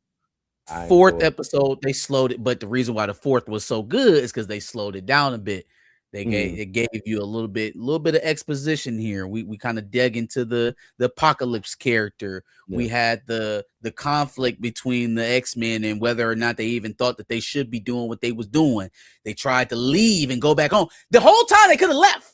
They didn't want to listen to the black man. They did not want to listen to the black man, Marcus. I said that. Yeah, I said, look, if you would have listened to the black man, everything would have been, Magneto would have still been here, but y'all ain't want to listen. Magneto, he stole the fucking band and destroyed it and made it so that they had to go to the goddamn temple. We'd have jaded him. Right then and there. That's what I was about to say. Man, they should have went up aside. They should have jawed it right then and there. Like to hell with you ain't got to deal with Inside and you. We about to jay you, old man. What's wrong with you? Playing games. You have no idea how this supposed to go. Like, I guess I commend him for trying to take the altruistic path, but like it also was a bit of a folly. No, Magneto. Oh, for at least trying. I would have shot Magneto, left his ass there and left and took everybody and went home, man. And took everybody else. Yeah. Tell him Apocalypse did it. What happened? Hey, Apocalypse, man. Apocalypse got him. Got him. That what I would have got him. Tripped him up as soon as you try to get in the portal, just tripped him up or something. Like, nah, man, you can't come. Blue, I heard you say earlier. I don't need to go into. You guys already talked about all that episode stuff. I thought it was a good episode. It was definitely the best one of this so far that we've seen. But everybody said that. The people that got to see the first 4 episodes first said, "Hey, that 4th one, the 3rd and the 4th. The 4th is the best one." Blah blah blah blah blah. However, Blue, I heard you say earlier, we don't need Bo, brother. We don't need him, brother. But Bo wrote those 2 episodes. Those were the 2 episodes that Bo DeMayo. 3 and 4. 3 and 4. That's his work. Now they stripped season 2 down to the bare bones, but or episode 3 and 4. That's why I said, okay, hold on. Let's rewind. Remember when everybody was the first, the special people got to see the first 4 episodes? Look it up. Remember whenever the first few people got to see those first 4 episodes. And they all came out and said, hey, episodes 1 and 2, yeah, we're good. But 3 and 4 were fantastic. I remember saying, I don't know if it was on our stream or my own individual stream. I said, hey, that's concerning. that they said 1 and 2 were, but 3 and 4 because I was like, because 3 and 4 are written by Bo. So what is And 5, 6, 7, and 8 gonna look like? I'm not gonna two lie. writers I'm on not that. gonna lie, Blue. The one two thing writers on that I even before I just knew that I said the pacing in those first couple episodes was real. It was real fast. They was moving at breakneck speed, I and then see all that. of a Yeah, he sudden did we 3 get and in 4. episode 4, and Him it and seems Alex a little bit Peretti or more somebody. control. You know, we got a little bit more. We ease in the gas pedal. We not floored down to the goddamn floor. We got time to talk about shit, and it was still exciting. Hey, I look. I get if he. Hey, I didn't know it. Okay, Bo. Okay. Listen, I am no Bo lover. You all know that. I still don't think we need him. But I'm gonna call it spade a You spade. make Bo lover sound like a slur. I am no Bo lover. I listen. I ain't no dirty Bo lover. We all know my thoughts on his work outside of pen to paper. Mhm. Walks like a duck, quacks like a duck. Aflac is a motherfucker. That nigga can write. He can No, he write. can't write. He can write. He can write. He understands these can write. characters. Did Yes. somebody tell him to ease off of the self-insertion though? You know what? Although he self-inserted whatever type of stuff in there, so I don't know if it's just. And I'm not saying that was bad. I'm not saying that was bad. I don't think. I mean, besides Magneto being in a Speedo, which really wasn't bad. I just think it was a reflection of yourself. Nito. But the people were coming out saying that episode 4 was, you know, I know it's Bo's work. It's still for me not bet because some people were saying it was better than Genosha episode season 1. I'm like, I wouldn't. no. I think it's a different. No. I think it's a different hit because I saw some people try to compare it to the Gambit. I'm like, nah, because this was Gambit won. Even though he passed, he won. You know what I'm saying? Like he won. This was about them losing, and I don't think you get the same gut punch because Magneto died and they lost. You know what I'm saying? Because they lost. Well, that did he whole- win? No, because they look how much they lost at Genosha. Like Damn it, they how lost. many? Yeah, but think Yeah, about they lost. but they lost a lot, but they could have lost a lot more of Gambit. A lot more. If the Cajun Tupac when they came through, they would have lost Remember a lot it. more, man. A lot more. So, and I think we was kind of seeing a lot of things through Gambit's eyes those first couple of episodes. Anyway, I think that's what it was because we were so attached to Gambit, and I think that's why they did that to take him away from you. You know what I'm saying? Let you get attached to him, take him away. Just like Storm. Nah, you didn't get attached to Storm. When she wasn't there long enough to get attached. What you talking about? She wasn't there long Winds enough. of winter, She guide lost some me. powers. What, the first episode? They Yeah. sat on the bench, took her off the bench, but then had a, you know what I'm saying? They didn't let her dribble the ball. They didn't let her, you know what I'm saying? It was horrible for Storm, man. Now, one more thing I want to go back to. You were saying about the transition from animation.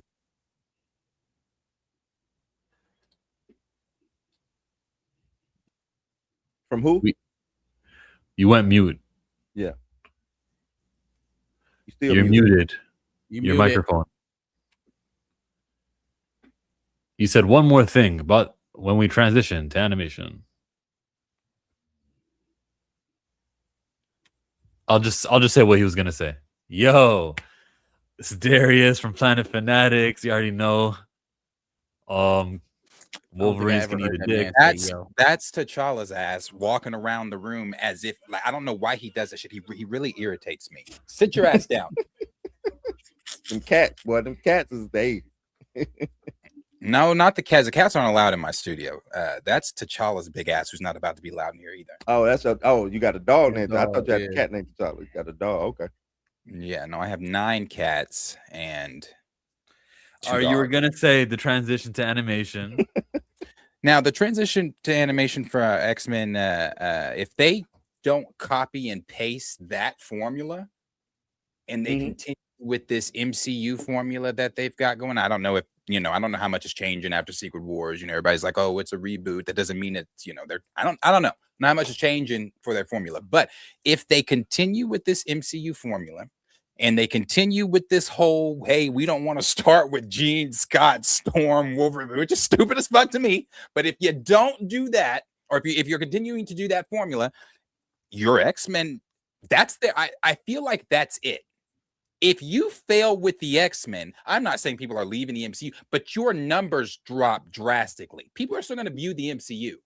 But I feel like a lot of people are just like, I'm still here for the X-Men, but if they fuck this up. I think if you fuck up with the X-Men, that's the last thing that people have to look forward to.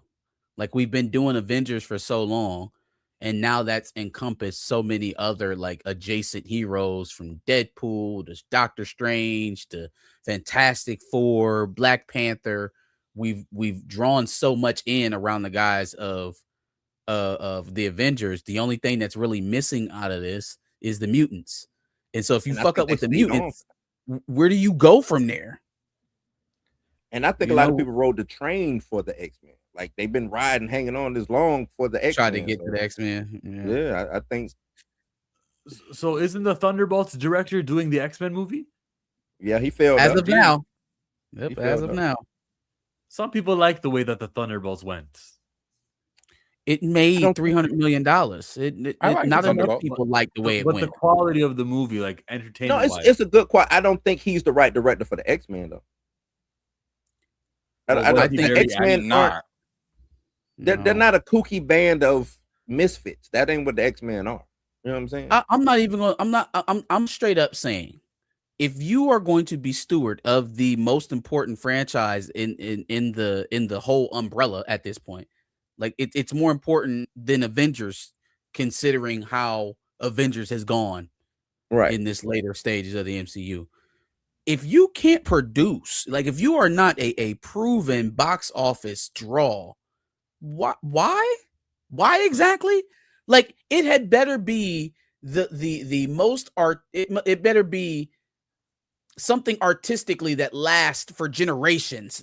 If it don't also make some money for you to be able to stand on it and be like, oh, but it's quality. Yeah, no, man, I'm not trying to hear that. This is the X-Men. We need you to sell. But and then Need y'all you to think sell.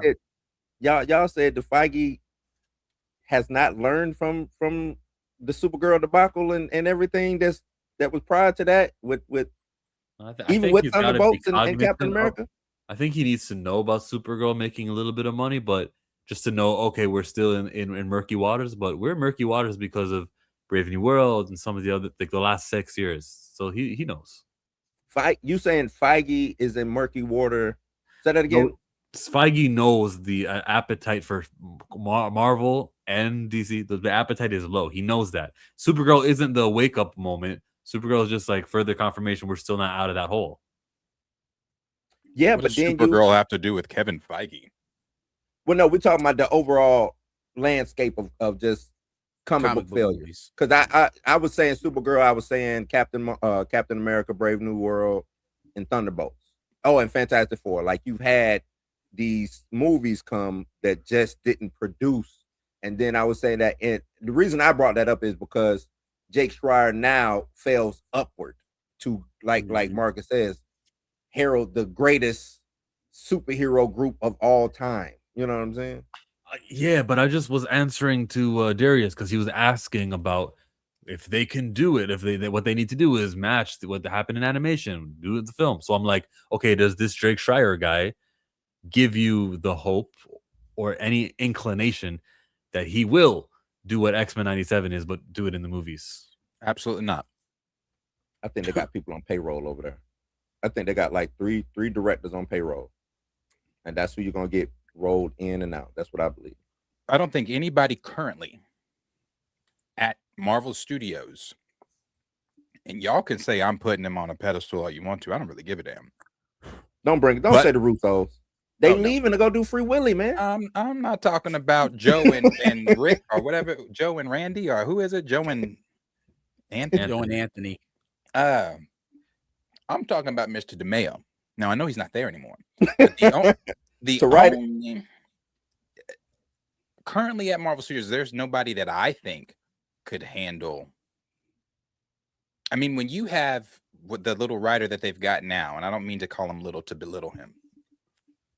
The writer that they currently have now saying on the red carpet when they got asked about the X-Men that they don't want to really go into this the mutant hate Wong conflict Lee, I think was his between name.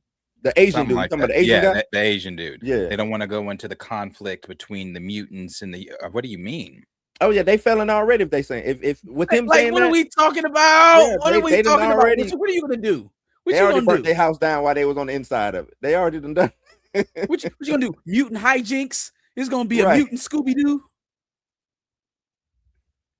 Why? I don't Like, know. why you even got the mutants if you're not doing that? I just don't understand that. That's what I don't understand. His explanation, and not verbatim, was that basically we've seen that, and they want to go Yeah, deeper. we want to see into- it again, and again, and Wanna keep again, seeing and it. Like, again. that's- But no that- matter that's how many basically times we what it's see doing. it, no matter how many times we see it, Remix it is literally a part of the X-Men's DNA. Yeah, Like wherever in time they go, however far into the future they go, no matter what, hate always plagues the X-Men, mutants. So I the mean- fact that you are trying to take that very big aspect out of it, I mean, some of Magneto's best fucking dialogue comes from the shit he says about wanting to squash humans but not doing it because of what Charles told him. Charles, but Charles. Charles. I'm with you there. I don't understand not doing that. It's like, but this goes back to you claim that you're a fan, but then don't want to do the things that made this IP or this franchise what it is. I would never understand that. I will never understand. Let's get into less complaining about X-Men and Marvel and movies they haven't done yet, which are gonna suck, but more about Mr. Terrific at the Hollywood Reporter during this Supergirl. See what really happened was this, and it underperformed, but it's still a good movie. They let something slip that Mr. Terrific is in active development. Is it a movie? No, it's a TV series. It's fine. Okay, not ideal. Of course, you want the movie, but a terrific TV show is coming. I'm not thrilled. I'm not disappointed either. I'm like, oh, I hope it's good.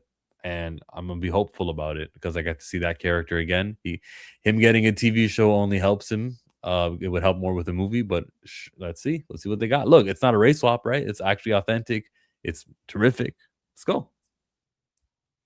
They need an out of work actor as his sidekick. You know what I'm saying? Who's also a terrorist. There you go. There you Doing go. some shades of Wonder Man. I'm rooting for this project, man. I want to see it come out. I want to actually see it get made. So we can review it. I think, unfortunately, it's perpetuating some of the same problems that have already persisted with James Gunn, and it's like you can't even root for him when you want to, because we've been doing so much other shit that nobody wanted to see, that now you are honestly trying to pitch a newer character, or at least trying to introduce a comic character to the general audiences. But now you spent all your currency. You spent your currency on projects that haven't come out, or projects that have come out that have had meh reception, and so now we 3 going on 4 years into this thing, we've posted a Superman that underperformed, a Supergirl that's going to bomb. We'll see what happens on Not gonna bomb, has bombed.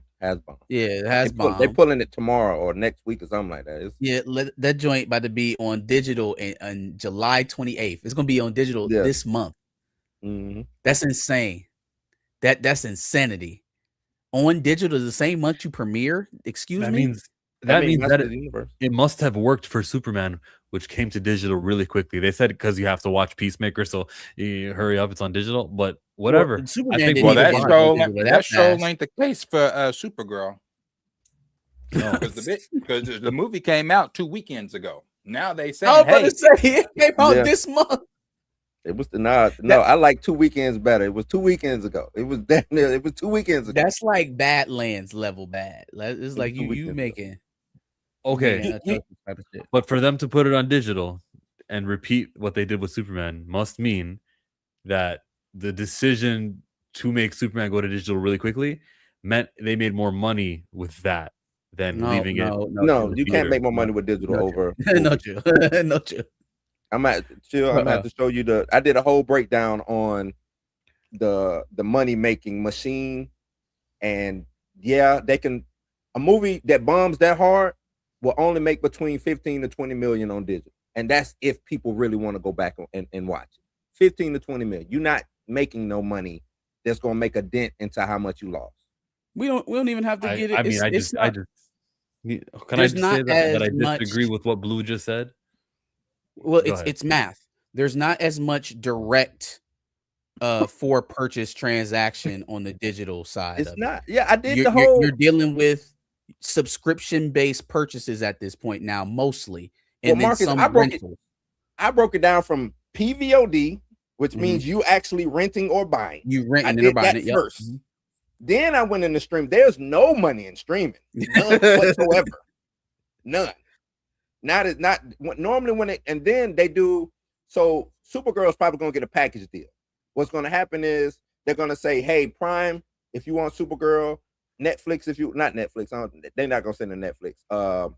What's the other? Peacock.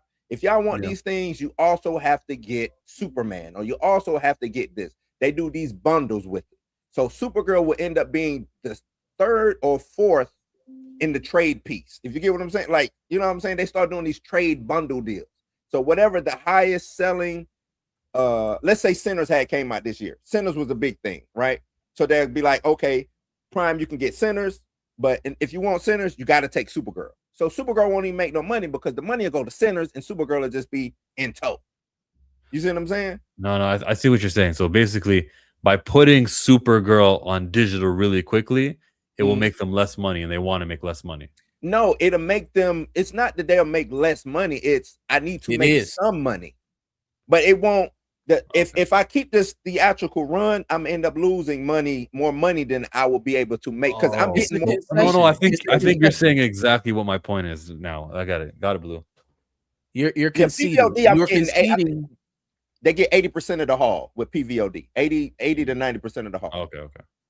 But you understand that is the only direct way that you can purchase the film at that point, and it pales in comparison to actual like ticket sales. It's not comparable. So when you are moving it from a place where people can walk up and see your movie any day of the week to a video on demand library, you are exponentially shrinking the audience. Number one, it's households buying it now instead of people. And then also you're also accepting the fact that you are going to make inherently less money because it's digital versus in person. Pay your dollar to sit down and see the movie sales. Merch goes away as soon as it bombs. Guess what they do on that shelf at Target and Walmart and clearance. Wherever. They clear that shelf out. Like I did a whole video on it, chill. Whole video on how Supergirl is dead in right now. It's dead in the water. There's nothing they can do about it. I would just like to say, I did call this for all of you that were rah-rah-ree Supergirl kicker in the knee. I said that this shit was gonna fail. I said it was gonna fail. I said this shit was gonna fail. And it's gonna fail on digital. It's gonna fail if no one's picking up a copy. I mean, what about those Supergirl trading cards? Nah, I don't think it fails on digital, Darius. Because what's a win and what's a failure on digital? Let me ask you this: what's a win and what's a failure? First, before I I think the fact that it's going to digital tomorrow is a failure. no, it's already. So what I'm saying, Darius, it's already failed. It's got the big F. Now that it's in digital, what is its barometer on digital? What does it? What is it? A Nelson's rating place. It get top 10 in the Nelson ratings for like a week. If it peaks in the Nelson ratings for a week, they'll be like, "Oh my God, look how everybody wants to see Supergirl." I guess just not in the theaters. It's not peaking in Nelson. It's not peaking in anybody's current tabs. It's not peaking in anything. Nobody's looking for Supergirl, and it's not the character. I've said this before. It's not the IP. It is simply wrong time, right character, wrong time. I think it's the character. Is Mr. Terrific the right character at the wrong time? I think he's still going to get less risk. It is less risk, but I still think I think some people might actually tune into Mr. Terrific because people really liked him in Superman. But I have to agree with what's going around right now about Man of Tomorrow. I don't think that's gonna do good. So when you think about Man of Tomorrow, and that's a theater film, you think about Mr. Terrific, I think Lanterns is gonna do substantially well for them. I think all this shit outside of Lanterns that is announced right now fails. I didn't think that about Man of Tomorrow 2-3 weeks ago. Last week I didn't. Clayface too.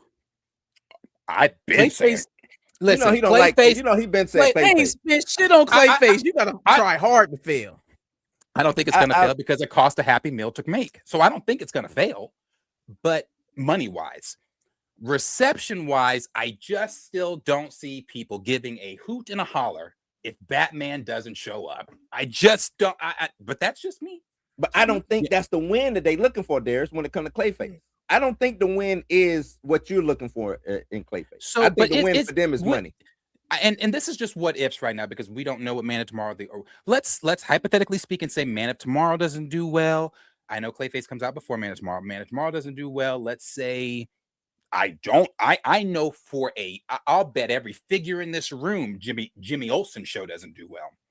I don't think Jimmy Olsen coming as soon as what people are saying. I don't think it's coming. I think it's coming pretty soon. They're already talking about who's playing Gorilla Grodd. Yeah, I saw that. Yeah. I still don't think it's coming as soon. And what I mean by that soon, I think next year sometime. Oh yeah, end of next year, maybe. Yeah. I'm gonna say summer. See, I don't think summer. I don't think summer. I think summer show to shoot. No, it shouldn't be a hard show to shoot because this who you not going to. You're not doing any Batman villain, so you're not going to do Brainiac because Brainiac's going to be in the next movie, so that's another throwaway, right? Outside of Lex Luthor and Gorilla Grodd, how many villains do you actually think that they're going to stuff into this thing? Into Jimmy Olsen? Yeah. I don't know. From my understanding, it's just Jimmy and Gorilla Grodd. So now, but the synopsis of the show was a look at villains. It was like a docu-series about villains through Jimmy Olsen. Is that what it is? I thought maybe it was him interviewing Gorilla Grodd. Look, man, I'm with Darius. I don't think they should do a Jimmy Olsen. I don't know why that's happening. Gorilla Grodd. I don't know why that's happening. You know, Jimmy Olsen was dope in the show, huh? Even if interviewing Gorilla Grodd, see, I mean, but when you think about, that's not a reporter, right? You're right. You're right. Exactly, Blue. That's my point. So I take it back to what are we doing with the Gorilla Grodd? I thought it was like a what's the Silence of the Lambs type, you know what I'm saying? But he's instead of it. Hannibal Lecter's Gorilla Grodd. Maybe there's a serial killer on the loose. I see. I'm thinking it's something like that. That's what I thought it was. The synopsis said a docu-series, a true crime docu-series, directed by Jimmy Olsen. Nah, that ain't coming. That's not coming. That ain't coming. It's not coming, Darius. It's not coming. That shit's coming. Because I'm gonna tell you why. Okay. This SDCC that's coming. What is it? Next week? Next week. They not even going, bro. They not going. Are. No, Lanterns. They just set up a Lanterns training center. But I think that's just Lanterns. I don't think the DCU has a presence. DCU is not going. James Gunn already said he's not going. They said it was because of money. What? So the man said it was a money thing. He said, we strapped for money right now, dog. Our pockets. Maybe they were banking on Supergirl. Maybe Supergirl was about to pay their SDCC ticket. All right, Darius, you got these are the points. I hope people that have been going against me, and I know, hey, people keep telling me, let me cook. We're only 2 movies in, blah blah blah blah blah. I hope people. But this ain't cooking though. He ain't even in the kitchen. I know. I've been saying that, Blue. I hope people that have been going against me are really in the chat and watching right now. But because I saw him in the kitchen though. I saw him there personally. This is he done stepped out. The shoe chef done stepped in or something. I don't know. What? Something. How you not at San Diego Comic-Con? How you not there? He just gonna see the ground tomorrow. He just gonna give it back to him. Because I said last week, I think when we were talking about this, I said they need to have a jaw-dropping presentation to compete with what Marvel's going to show. And the fact that they're not going to be there and they're just going to give Lantern stuff, that You want to know why they're not going to be there? Because up, he Tina? doesn't have anything. What he's got is what was he going to come out at SDCC with Jimmy? They better make up some shit. Man, you better put Kyle Chandler on your right. Yeah. You better put Aaron Pierre on your left. Pierre. Both of y'all suit up You and better walk bring out out with me. Corn Sweat. You I just better don't want to bring- think in the box of SDCC is the place, like Hall H is the place. They might have some other sort of let's energize the fans idea. It's possible. I'm just saying. They are in the middle of an acquisition. For one thing, they're in the middle of an acquisition. You need to be balls to the wall to make this thing work. You coming off a catastrophe. I don't want to call it catastrophic, but for that was a catastrophic failure. You coming off of that, you gotta put your army boots on, go get your AR. You gotta get ready. You gotta go to war. It's time to go to war now, man. You can't. And the best TV show he can do is Mr. Terrific. Coming out of the success of the appearance in the movie, That's the not best enough. TV show is not Jimmy I Olsen. think we're still missing it. The best thing he could fucking do is the league. That's not That's enough. the best thing he could do. You gotta get up there. He's sitting here failing because Superman wasn't a win. I don't care how you flip it, spin it, pop it. It wasn't a win. Supergirl's not a win. Clayface, money-wise, will be a win because of what it costs to make. But we are still sitting here talking about, well, Mr. Terrific. And if he does this, he's failing because, and I don't care about the Snyderverse. So don't compare, the Snyderverse. He's failing because he's not doing Wonder Woman. We're not talking about Barry. We're not talking about Arthur. We're not talking about Martian Man. We are talking about obscure characters that he cares about. And I think he thinks because I made this work with Guardians, I can make all obscure characters work. It doesn't work that way. We want the big, I don't want to say we because there are some people in here that are like, hey, I'm cooking with Jimmy. I want the big guns. I know I'm not alone. We was cooking for a minute. Like you know what I'm saying? We were never cooking. He was we cooking. Were never Superman he cooked Superman. Superman was good. I like Superman. Superman was good, but I wouldn't say we're still cooking because that shit in the microwave. Peacemaker. He still cooked it. Microwave, grill, ovens. He cooked it. He put that shit in the microwave. He cooked it. The thing is, and this is what he should have said, possibly from the beginning. Hindsight 2020, I get it. Maybe he should have said, "Hey, I'm concentrating on the super family." He kind of went that way in a little bit, but he didn't say, "I'm gonna just do." He should just come out and say, "Super family." Everything else is up for grabs. But see, when he did the Gods and Monsters thing, that's what got people into, okay, you doing Gods and Monsters, but where I ain't seen not one god nor monster. Only monster was in the first 10 minutes of Superman. Gods and monsters. You see what I'm saying? He just out there saying stuff. But that's why SDCC would matter at this moment in time at this junction. That's why it would matter. Yeah. Because in order to right the ship, you got to get up there and right the fucking ship and do something, right? And like, man, fight back, say something, dude. They talking about, he's saving Clayface for New York Comic-Con, saving it. New York Comic-Con ain't even. Come on, man. New York Comic-Con, man. He's going out like Rocky when Clubber Lang beat him. So the only thing that he could do, because we're again, he's saving Clayface for New York Comic-Con. Is he gonna tell us that Batman's in the motherfucker? Because there's nothing you can do on that stage that is bolster Clayface to make people go, "Oh my god, I can't wait." That is such a good point, Darius. That's such a good point. That's how I know all of this Wonder Woman casting. Oh, we done found a Batman. It's all bullshit. Maybe they looking at him. Maybe they've been in talks, but nothing's been signed. No pen has been put to paper, or else we be taking our ass to SDCC. If we had a Batman and or a Wonder Woman, we'd be taking our ass to SDCC. Yeah, no. So they need to be faxing contracts over right now.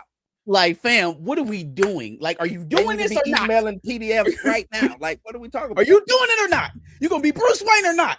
Because I ain't about to sit around and wait on you. You gonna be Diane Prince or not? You got Matt Reeves building out his universe, talking about poison. Well, this is coming from James Mackerel, so grain of salt. But talking about a Poison Ivy show over there in the Matt Reeves universe. No, I believe Matt Reeves is doing that. I told y'all Matt Reeves and Gunn is that I don't know why y'all ain't believe me. Matt Reeves want Gunn's spot. He wanted it from the jump. I believe it. I believed from the very beginning. Reeves told Gunn to fuck you. I'm not mixing my universe with whatever the fuck you just pitched to me. I'm not doing that. Reeves is like the authority. Let's get Tina over Marvel there. ain't come with that hammer. Over there. Tina love her some Marvel, but Tina Marvel does not come with that hammer. Spider-Man is coming. That's Doomsday. I don't know about Matt Reeves is probably makes like me the the biggest maddest problem about all of this. This makes me the maddest about all this.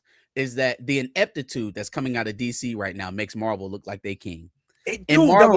Marvel can't go to the bathroom without pissing on their toes. So it's like tripping all over their shit. you about to let the losers look like the heroes because you won't do the shit. You won't do the shit. I said the same thing. Maybe Matt Reeves is to blame. Time to strike. I look at Matt Reeves. I look at whatever reason he has for not being able to do Batman 2, and I look at his, let's call it the sickness, for lack of we don't really know. But 2022, his movie comes out, Batman Part 1. We're gonna do a Part 2, and it's still not out yet. If it had been out yet, there would be no reservations on whether or not you're going to use Batman or not. Batman would have appeared in Clayface, no problem. Maybe the second idea for a movie isn't Supergirl and it is Batman. I look at Matt Reeves and his delay because of whatever his personal reasons are. I wish him the best. I look at that as like, James Gunn kind of has a problem, but doesn't change the fact that he's doing a Mr. Terrific TV show, and it's something like straight out of the movie I would have loved to see and hear. It's good to know that it's in development. Obviously, that means like Naruto has been in development, right? For like since 2 years ago when they announced it, right? So it's going to take a long time to get that TV show. But what James Gunn does here with Terrific, I'm like 2 thumbs up on. So not if you don't have a foundation to stand on. And right now you got you built it on the swamp. You building a foundation on the swamp, right? Like that's what's really going on. Superman was supposed to be your foundation, and then you didn't, you haven't laid down more concrete or whatever. It's shaky. It's real shaky. So Mr. Terrific, What's Supergirl and Mr. Terrific and Jimmy Olsen? That's Supergirl was a wall. The foundation wasn't finished, and they put a door up. Okay. So with Reeves, to your point on Reeves, James Gunn was hired in what, 22? In 2022? Okay, isn't that when the Batman came out? When did Black Adam come out? 2022 has 12 months. When did Black Adam come out? My point is that they hired a studio executive as he's making the movie. So like it's not like him getting Batman 2 out faster would have stopped James Gunn's hiring. He would have always had to have dealt with James Gunn. I'm not saying that it stopped his hiring. I'm just saying that it's taking him 5 years to do a movie. We're going. But how would that have changed the circumstances, though? Even if he makes it faster, he still would have had a guy made it worse. I think it makes it worse because Batman is on ice. But if we don't want Batman in the same universe with James Gunn's stuff, what difference does it make? Like if I'm not on board with making my Batman being your universe Batman, what difference does it make how fast I make the Batman movie? I don't want to be connected to your stuff. That's the problem. Batman ain't on ice, chill. Batman is on ice for James, for Jimmy. It ain't on ice for Matt. Okay. So if James Gunn wanted to do 2 Batman movies, like one that Matt Reeves is doing and then one that he's doing, that's what I thought we were doing on the same year. No, he said it would have happened if that was the case. That's what I've been trying to tell y'all. We kept saying, hey, the audience will understand. Matt Reeves is Batman, James Gunn Batman. The audience will understand. We kept saying it, right? The audience will understand how hard. Then James Gunn come out and say, oh man, it's kind of hard to kind of do this. I got to do a 50-year-old Batman. I got to do this. Every excuse in the book to not do a Batman, right? But here come Matt Reeves after, if you want to say he had an illness or whatever, his personal situation coming along, chugging along with his Batman. Want to know why? Because they believe in Matt Reeves and his Batman, and he has the trump card when it comes to Batman. He is the Batman guy right now, not James Gunn. I don't even know if James Gunn want to do a Batman. I really don't. Matt Reeves is the Batman guy, and he should have been the Batman guy with the Batman sequel 4 years ago. He is the Batman guy with the Batman sequel. You know what?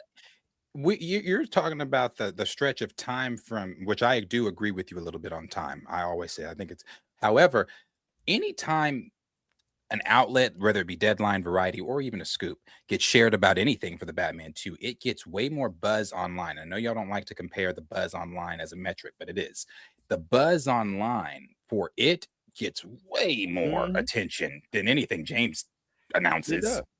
Wait, because people are so regardless of it in 4 or 5 years, I don't think that hurts the Batman 2 at all. At all. Especially when that trailer dropped. Man, they put a picture.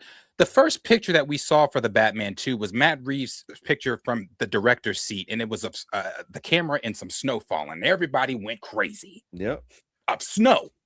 Second picture was the clapper. Is it because it's Matt Reeves, or is it because Batman's a very popular character? And No, it's because people started. It's exactly. It's exactly that, Chill. It's because it's Batman. It's because Batman. It's one of the main reasons we are all even connected to Gotham. Do you go to Gotham for Clayface? Because I sure the fuck don't. I go for Selena Kyle myself, but you know. So I'm just like, She ain't coming so back people either. went crazy over that snow picture. So anything that he does with Batman is getting. But if James were to say something about Batman, it'd get the same reception. But when you're sitting here telling us, hey, you're looking at the dude from 21 Jump Street as Gorilla Grodd, we don't give a fuck. We don't care. Like, why wouldn't you even? You can't even go find a serious actor. Like, not the dude isn't a serious actor. Let me not say serious actor, but like someone with a regal premise or a presence, somebody with a air of intelligence around them. You know what I mean? You looking for he played the professor who turned into a werewolf in the Harry Potter series. Somebody like that. Or I don't know who you want to dress up and play like a gorilla, but that wouldn't have been my first cast. It just wouldn't have been my first guy to go. But you know what, Marcus? When I saw his name, I said, you know what? For this series, that fits. I ain't even. Who is this guy? I don't even know this guy. He was in 22 Jump Street. He was in some other movies. Some like spoof teen like movies. So he's like a comedic actor type. He's always the dumb guy in the movie. No matter what, he's the big dumb jock. Maybe, and that's who they got as Gorilla Grodd. I ain't the big dumb jock. I'm the smart gorilla. You know. And another thing too, Chill. The Batman is going to cannibalize anything that James Gunn puts out. That's the bad thing. Oh my God. Sure, yeah, but like my problem, or what I really want to talk about, is how Matt Reeves took this long to do the movie, and he's kind of putting us in this position right now. But what if it was worse off? Like, what if he rushed it out and it wasn't a good movie, and now we're stuck with a shitty Batman version from Matt Reeves and non-existent one from James Gunn? It could still be bad, Marcus. Every movie it could be, but I'd rather you take the time that you need to take to make it. True. I don't think it's time that he needs to make it. I think it's time because health problems. From everything I saw on the internet. It's not as if Batman doesn't already exist, since James says video games, trading cards, movies, everything is connected in our universe. It's not as if Batman doesn't already exist in this universe. You saw him for 2.5 seconds in Creature Commandos. Oh, you're talking about the 3.7 seconds. Is that the name of the show, Creature Commandos? Creature Commandos. You saw him in that show. So Batman exists in the universe. At first I was like, and I still don't think you need to have two Batman going in 1 year. Two Batman movies at the same time, rather. Two Batman movies at the same time. You can at first I was like, don't do them in the same year, spread. If James needs to expeditiously get Batman out. Like very, very quickly. Is Matt Reeves filming his Batman right now? Yeah. It's in production right now. Good. Yeah. Right. We're almost there then. This purgatory will end. Let's do a super chat.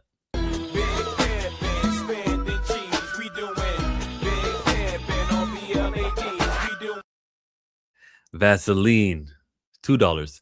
I have a bit of hope with the Mr. Terrific series. On a scale of 1 to 10, my hope would be 7. Darius? If you'd have asked me when Superman came out, I would have said my hope is high for it.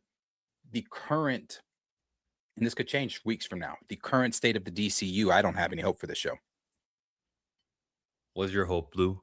I'm at a 6. I'm with Darius. If this should have been Mr. Terrific should have took Supergirl's spot. I was always low on Supergirl.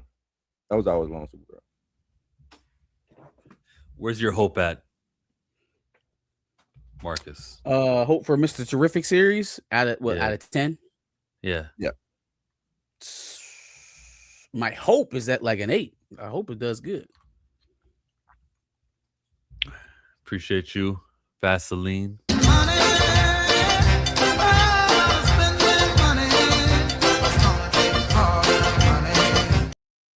I'm Two Fly Cam. $5 super chat says Mr. Terrific could be really awesome. There you go. See that hope? Especially if it's on HBO. HBO don't miss. Sign me up.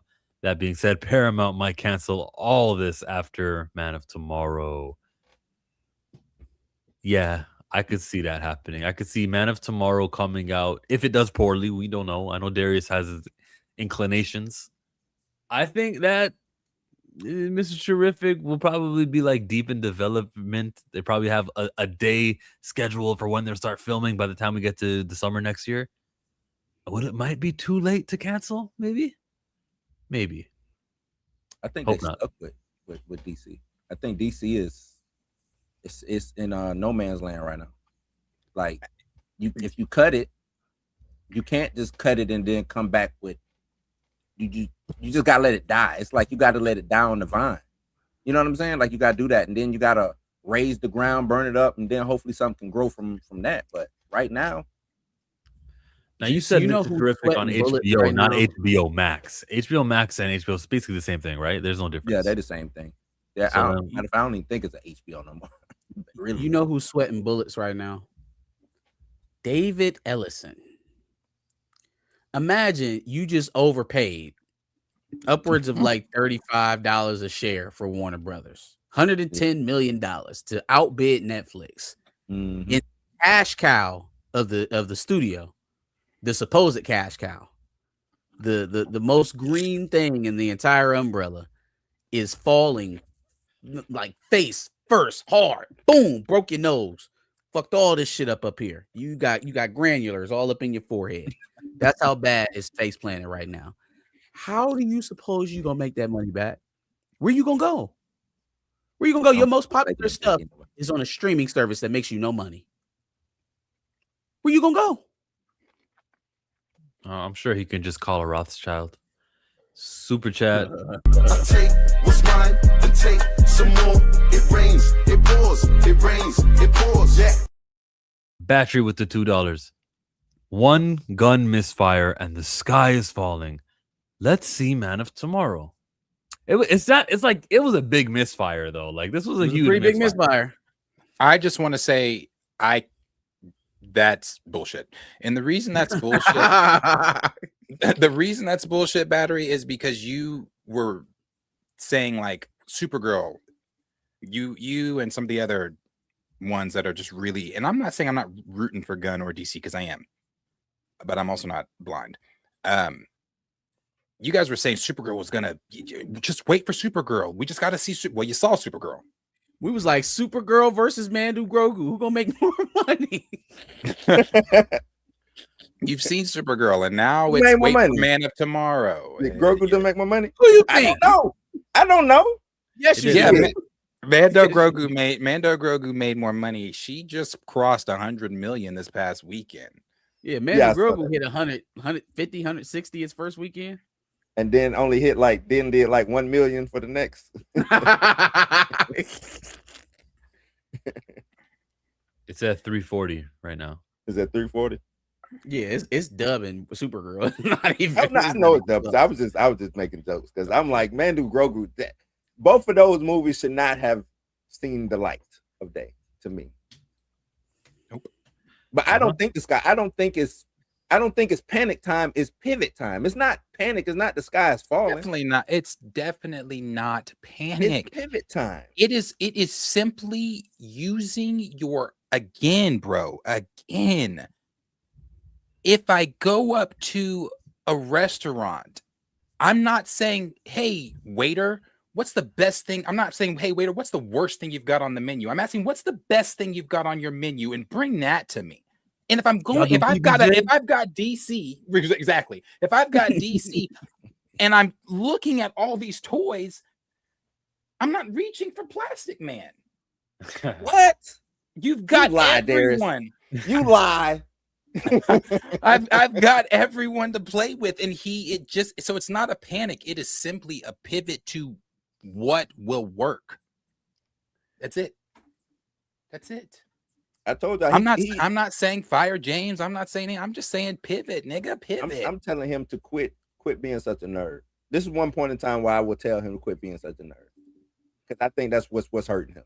He thinks everybody is on the nerd shit that he's on, and that's the general audience are not nerds, bro. They not. And it's his success with Guardians and how much praise he got from. I'm telling you, that has a big thing to do with it. Nobody was sniffing a Guardians of the Galaxy comic or even a name like that until even when they announced the movie, people were like, Guardians of the Galaxy. What? That's what made him so confident, is that he got that that's shit what off. Did. Because I'll say it. I think Guardians of the Galaxy is one of the strongest trilogies apart in the MCU, and that's a test to James. But you can't take that formula and say, okay, well, I'm going to do that with every obscure character, and everybody's going to eat that up like we ate up Guardians. I mean, it's also part of a skyscraper. It's part of a ready-made, right? That too. It's built on the backs of other things. The video I shared of that white dude talking about why DC was failing and all that kind of stuff, he said, I didn't go see Captain Marvel in 2019 because I wanted to see Captain Marvel. I went and saw Captain Marvel because it was a part of a bigger thing that I was already deep into. And that's the same thing. Nobody, oh God, I don't know. It's really not hard to explain, man. It is just simply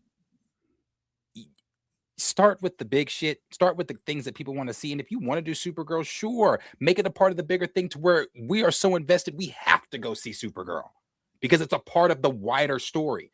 But movie 2, we saw her drunk calling Clark a bitch. I don't feel like I have to go see Supergirl. That's true. So it's just like, come on, bro. If you're gonna do something like that, put on. I don't care about putting things on streaming. Put on streaming. People don't watch that shit anyway. Put on streaming. Just like they did with Peacemaker. But I'm rich.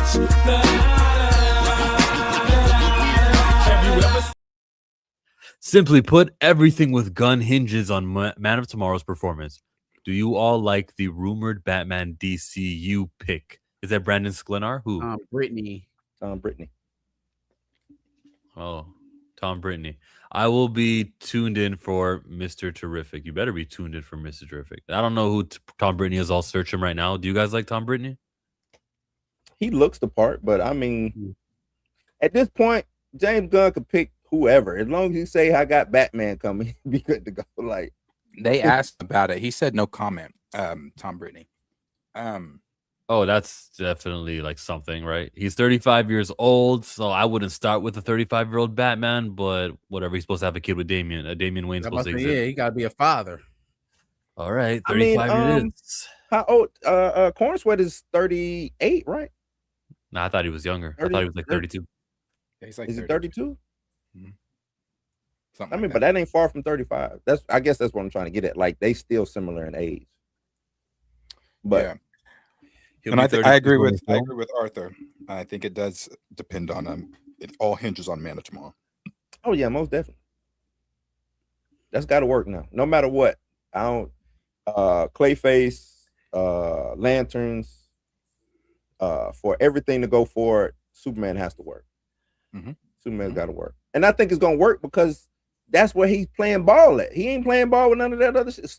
As much as the story came out about him putting his hand on the scale when it came to Supergirl at the end, he was hands off for the most part.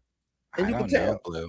I don't know, Blue. I agree with you on the whole part of him being involved with everything. I don't know that it works because we've seen this. People are sick and tired of being sick and tired. And we have seen this already with Marvel. People went and saw Deadpool and Wolverine. Why? Because the nostalgia. It was Deadpool. Blah, blah, blah, blah, blah. But they didn't tune in to Ms. Marvel. They didn't go watch Captain New Shit. They didn't go watch Captain New Shit. Thunderbolts New or any of the shit. other stuff. They didn't go watch that stuff. Now, undoubtedly, people are likely showing up to, well, obviously, people are showing up to Spider-Man. People are likely showing up to Doomsday and all that kind of stuff. But I think if for Man of Tomorrow, because Superman, it wasn't like it was. Yeah, No, it didn't blow it didn't blow the roof off. But I still if think you're it leaving makes a bitter taste in people's mouths. Now, again, I'll say this too. If Martian Manhunter, Wonder Woman are truly I think in it's it, gonna be a cameo fest, and that's what I'm gonna say. I think it's a cameo fest there. then that changes things dramatically. I think people are like, hey, this ain't a monkey typing super shit. This is Wonder Woman and Martian Manhunter, members of the league. We need It's to gonna go be like see a BVS type movie. I think you guys Nah. praised Martian Manhunter a bit too much. BVS had Wonder Woman in it. It had Mark. But I think it's gonna be bigger than BVS with the cameo. Oh, okay. What were you saying, Chill? You think Martian Manhunter is not a big name draw? Yeah, like Arthur, absolutely. Wonder Woman and Batman and Flash and Green Lantern, the white one. But then Martian Manhunter, White one. I was about to say the caveat was crazy. Both I of don't them. think you can make Actually, a. both of them.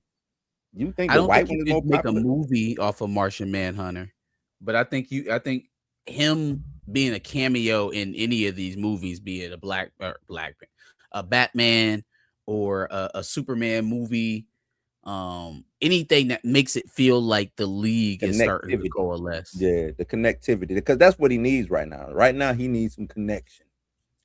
He needs some spades partners out there. Right now, he playing spades by himself. Yeah, the white one. That is wild. Yeah, there's two Green Lanterns, right? There's the white one, and then there's the rest. There's a whole bunch of Green Lanterns, but there's only one John Stewart, my man. Gang. Only one. Super. Money, green, money's all I need. Money, green, money's all I need. Torian Wayne Reloaded. Obsession was made on a $750K budget. It has grossed $406 million plus. The big budget movies ought to be ashamed of themselves. Yeah. Why did Obsession do what it did? Is it just word of mouth? Like, is there more to it? Is there a TikTok craze? Is that what more to it is to make that much? It's a good money? movie. Just original good movie. Yeah. That's it. Sometimes that's all you need, man. And look at Clayface. I think Clayface is gonna come back and make a little bit of money. And then James Gunn gets to see guys, and they'll say, "Fine, all right." It's gonna go down as the most profitable film of all time, or something like that. The most like return on investment. Yeah. Is Darius talking to us? I think he's Sorry. Clayface is going to make money. I mean, yeah. It costs what, $40 million to make the movie? Yeah, something like that. Yeah. It's Or like the gonna superhero audience will come. Are they? Like how many people showed up for Morbius? The same. It just need the same amount, and you're that's the point right there. How many people showed up for Morbius? How many people showed up for Madam Web? People fooled. It is Blue. People fooled Sony into believing Morbius was good. That they put the film back in theaters for it to bomb. They didn't fool them. Sony just stupid.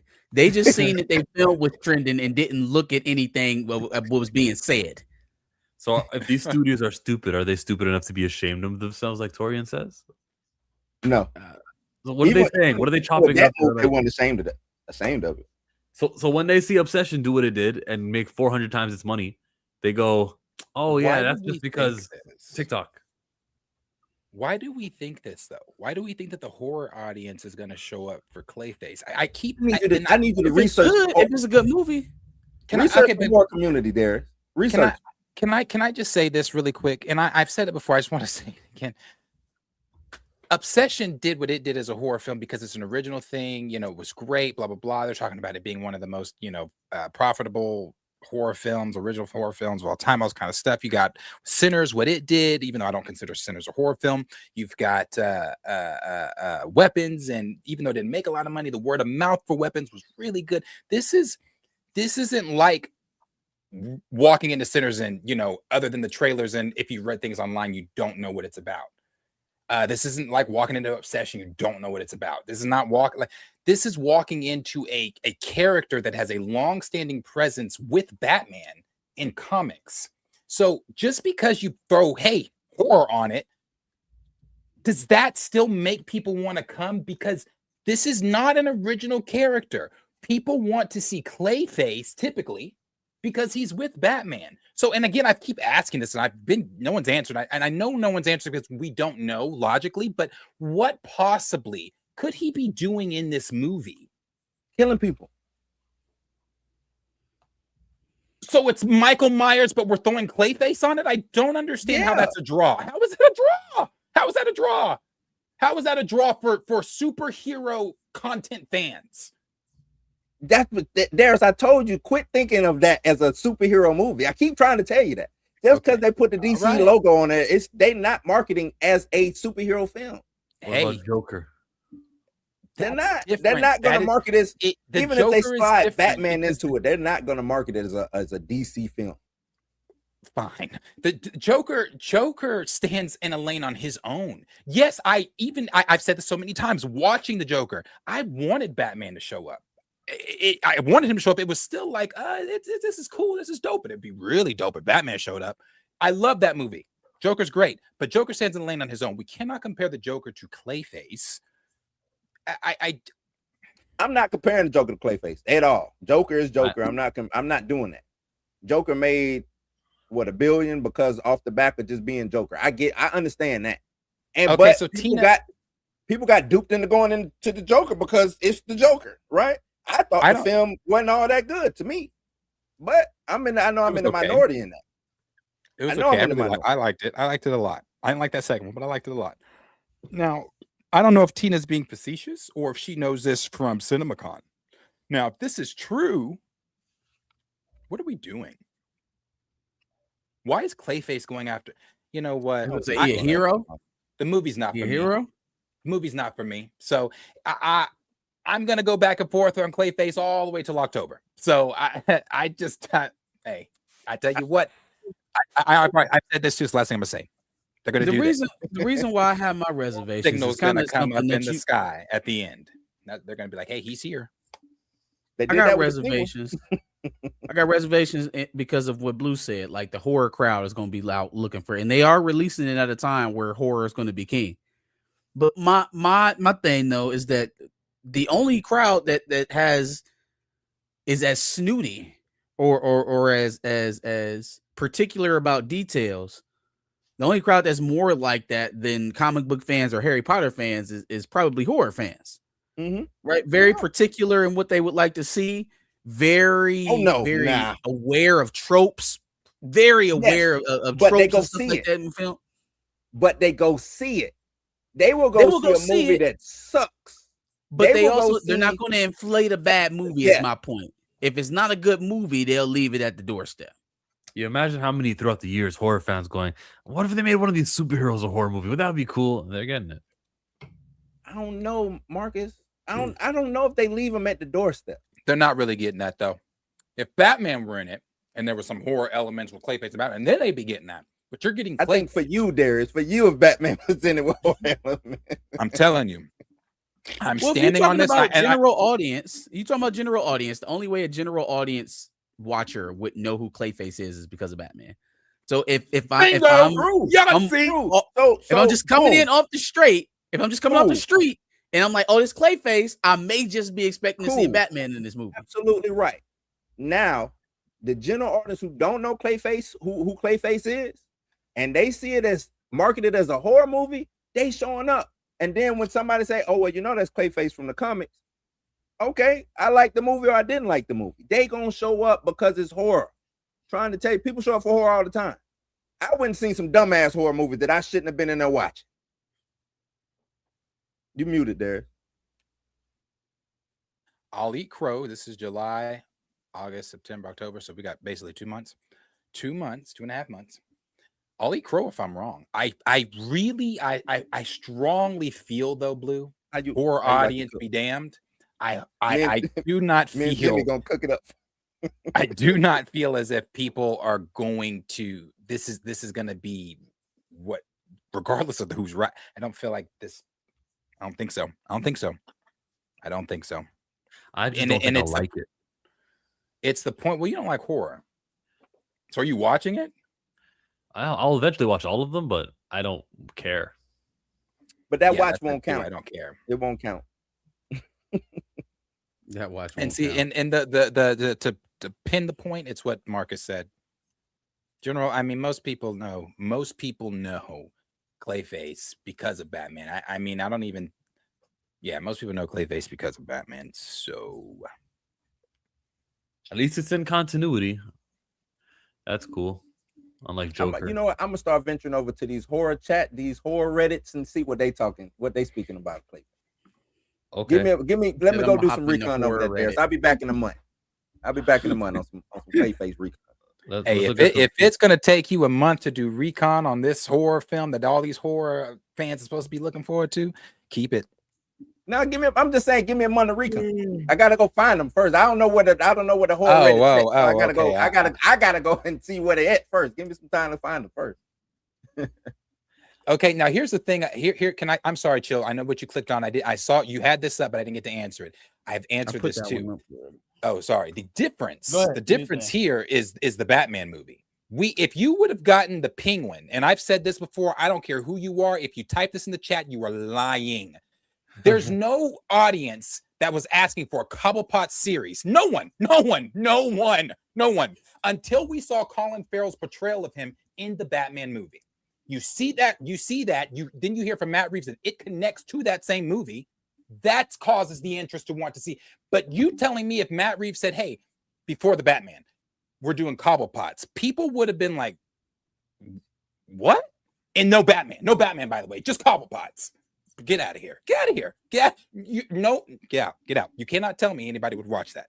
You cannot tell me anybody's watching a Cobblepot series without the Batman. Hey, I gotta head out. Lawrence, I'm gonna ask Meek about Clayface probably tomorrow, but I gotta head out. All right, Blue, it's real. All right, Appreciate yeah. you. It's been real. Let's do a super chat. 2 cups, toast up with the game. From full steps to a whole nother domain. Coming out of Torian Rain Reloaded. Off topic, Evil Dead Burn was gruesomely good. The cinematography really carried this movie. You guys ever watch Evil Dead Burn?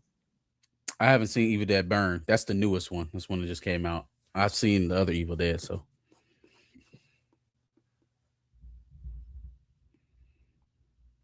That's dope.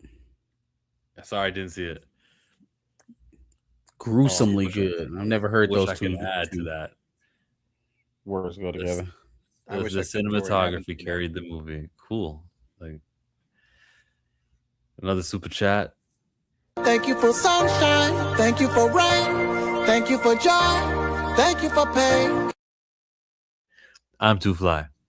Do you guys, including chat, think this Man of Tomorrow is going to be a light Justice League movie? As in, we see Manhunter, Wonder Woman, and a few others. # save DC. Yes, I do think that. It's going to be. We can Because even Superman 1 was a light Justice League movie, too. Because they had all these. The Justice Hawk Gang. Girl, and they had, a Green Lantern. Terrific was there. They had light. Cam, Justice League. let's hope so. Let's hope so. Fingers crossed. You I think agree so? with that. I agree Yeah. with it. I think that. I mean, yeah, I agree with that. They had a hot girl in first Superman. It wasn't Shayra.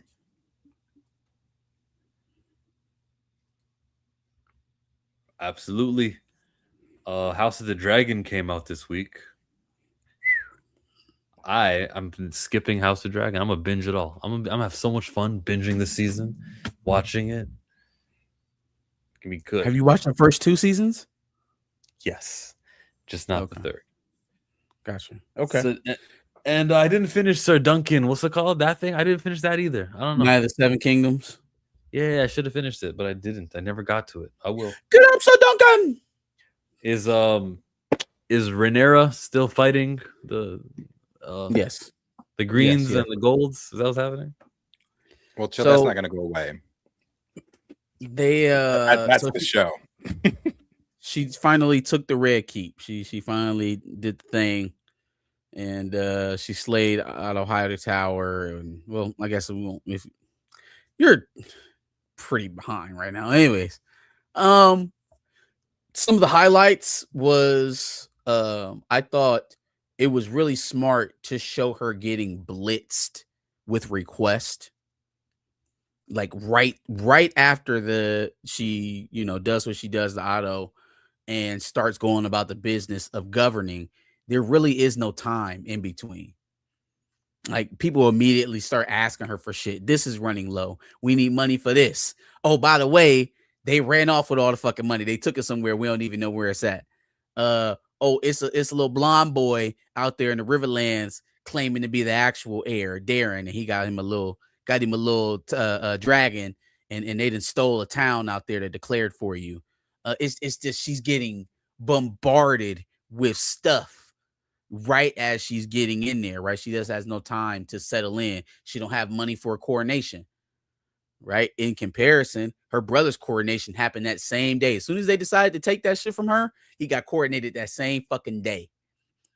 So the juxtaposition of how they did it, and they had time to kind of slowly ease into the role. They had money for celebrations and all this other stuff to make it look good. Rhaenyra is a wartime president or queen, and she's broke right now, or at least the city is broke. So it's a lot more helter skelter.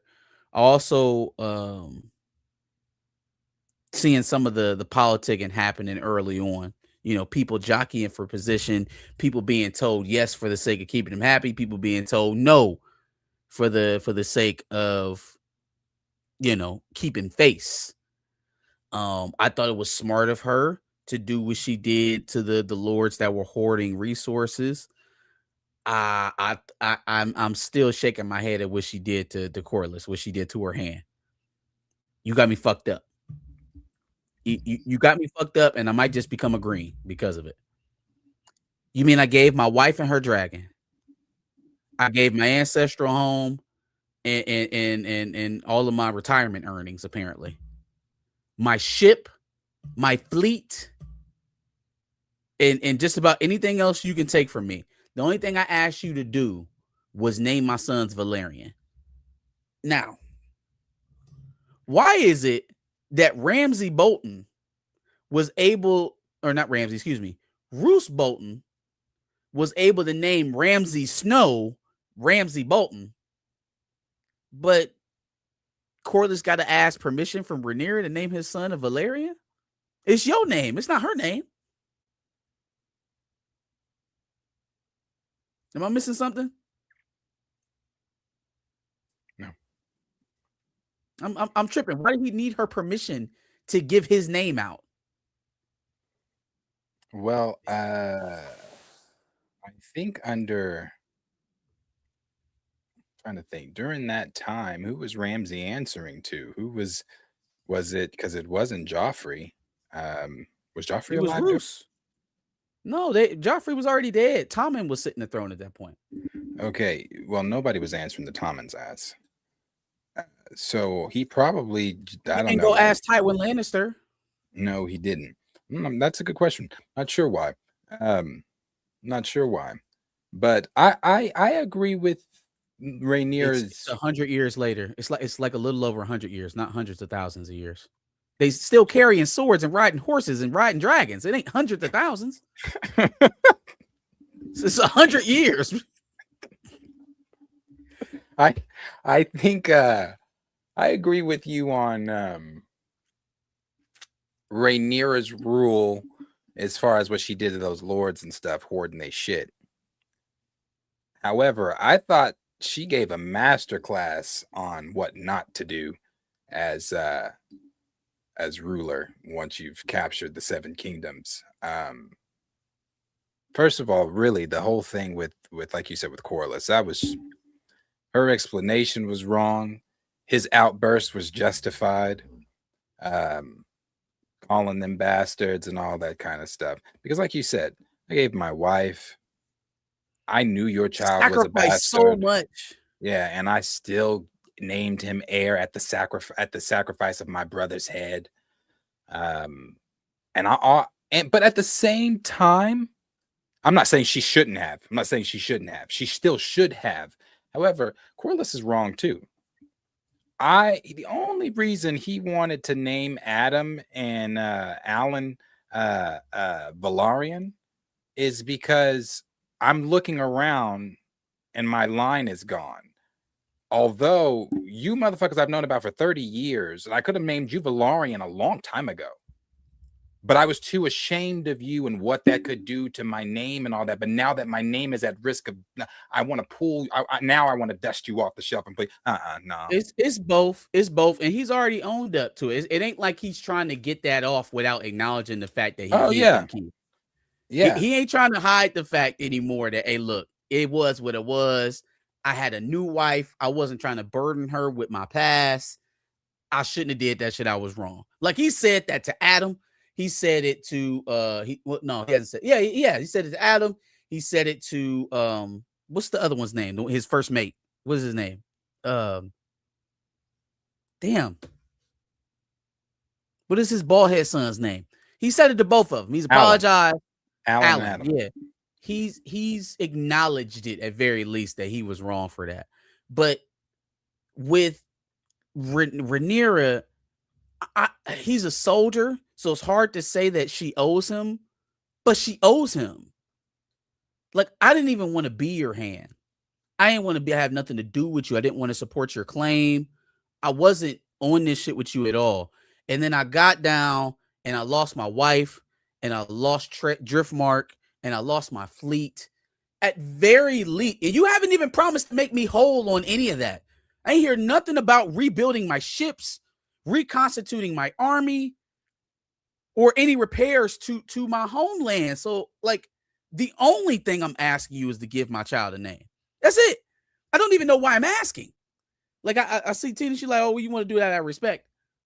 I guess, but like, at what point does a lord have lordship over his own house?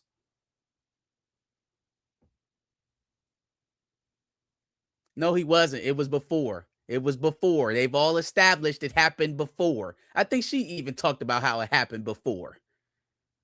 You better quit putting that on the sea snake. You don't put them allegations on the sea snake. Black men don't cheat. But yeah, no, I thought those were my two main things that I was looking at. Like, why she do the sea snake like that? Sea snake's a race swap. That's not what we're talking about right now. That's why you cheated. You also missed it was a scene in this was it this episode or the episode before last where you had 4 black characters, they were all in the same family sitting next to each other. You had Sea Snake, the matriarch, or the patriarch. Which one is the man? It's the patriarch. The patriarch of the family. You had him. Then you had Adam and Alan, and then you had his granddaughter over there on the side. You had 4 black people on the screen at the same time in the Game of Thrones project. That's history making right there, boy. That is history. And they're lords. 4 race swaps. They're knights. Corliss is a lord. Yeah, Corliss is a lord. Good episode. The weakest of the 3 so far, but good episode. Good episode for sure. Shout out to the blacks. I loved her conversations with Allison. I don't know why Allison keeps thinking like she just didn't do shit. That's just blowing my mind. These conversations she's having with Rhaenyra. She's like, "You expect me to thank you?" Yeah, bitch, I do. Yes. You better be lucky you're not dead right now. What you mean? Like, do you expect me to thank you and tell you you're filled with kindness? Yes. Get down on your knees and say thank you, Rhaenyra. Thank you so much. But hey, for not ending my shit. I think she has no part in this. Started all this shit. Started every last bit of it. My husband told me he wanted it to be Aegon. Not your Aegon. Wrong Aegon. Yeah. Are you gonna give asylum to Rhaenyra? Nah. Oh, to Rhaena. Would I give asylum to Rhaena? Well, okay. So if I'm Lady Aaron and I'm looking at it, somebody riding Sheep Stealer just killed Jacaerys, or at least that's how it's being played off. So, like, do I even think that Rhaenyra or, God forbid, Daemon run up on your ass? Are they gonna give you the time of day to explain? In my mind, if I'm Lady Aaron, no, they're not. They're gonna burn you off that thing's back before they even know who you are. And so, do I want to get caught up supporting your ass when they burn you off that fucking dragon? They're probably not. Now, what I will let you do, since you have a dragon, is you can just dance around the veil, but you can't bring your ass back in here. No. You can't come in here. You can't come here. Because I don't know. I don't know if she want to kill you or if she will accept you back in. So stay out there on your own until we figure it out, until we know for sure. Yep.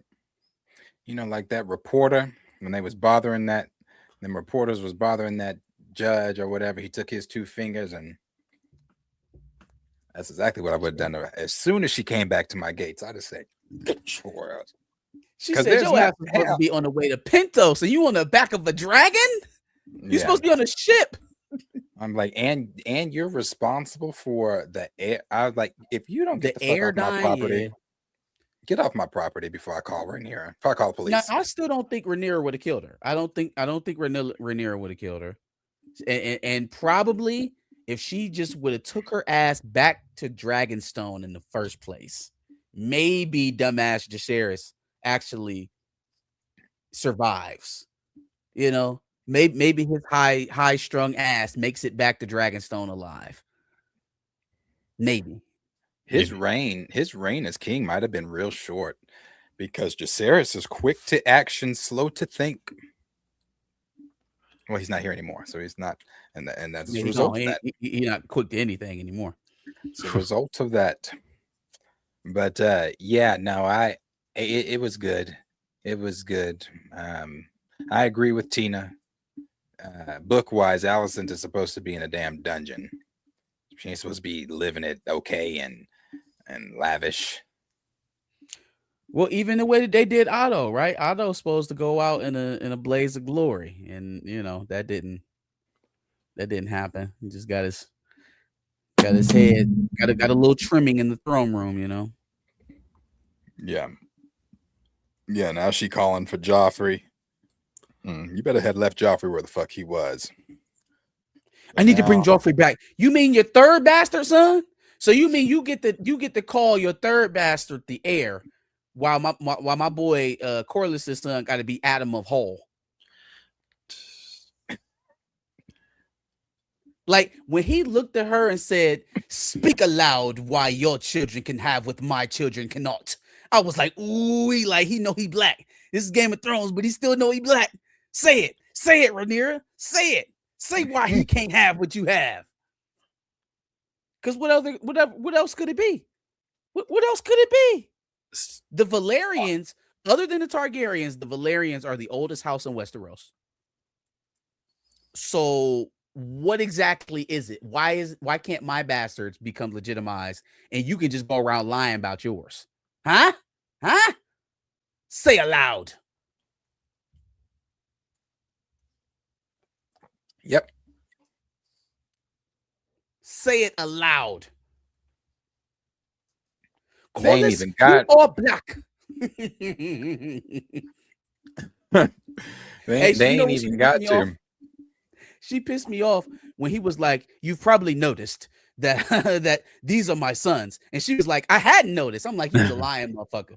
You about to lie in this motherfucker I never met in my life, because it ain't but 3 brothers in all of Dragonstone, and he be around 2 of them all the time."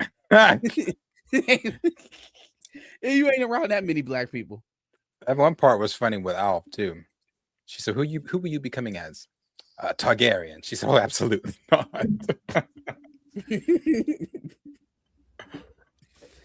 Oh man, Wolf Targaryen is crazy.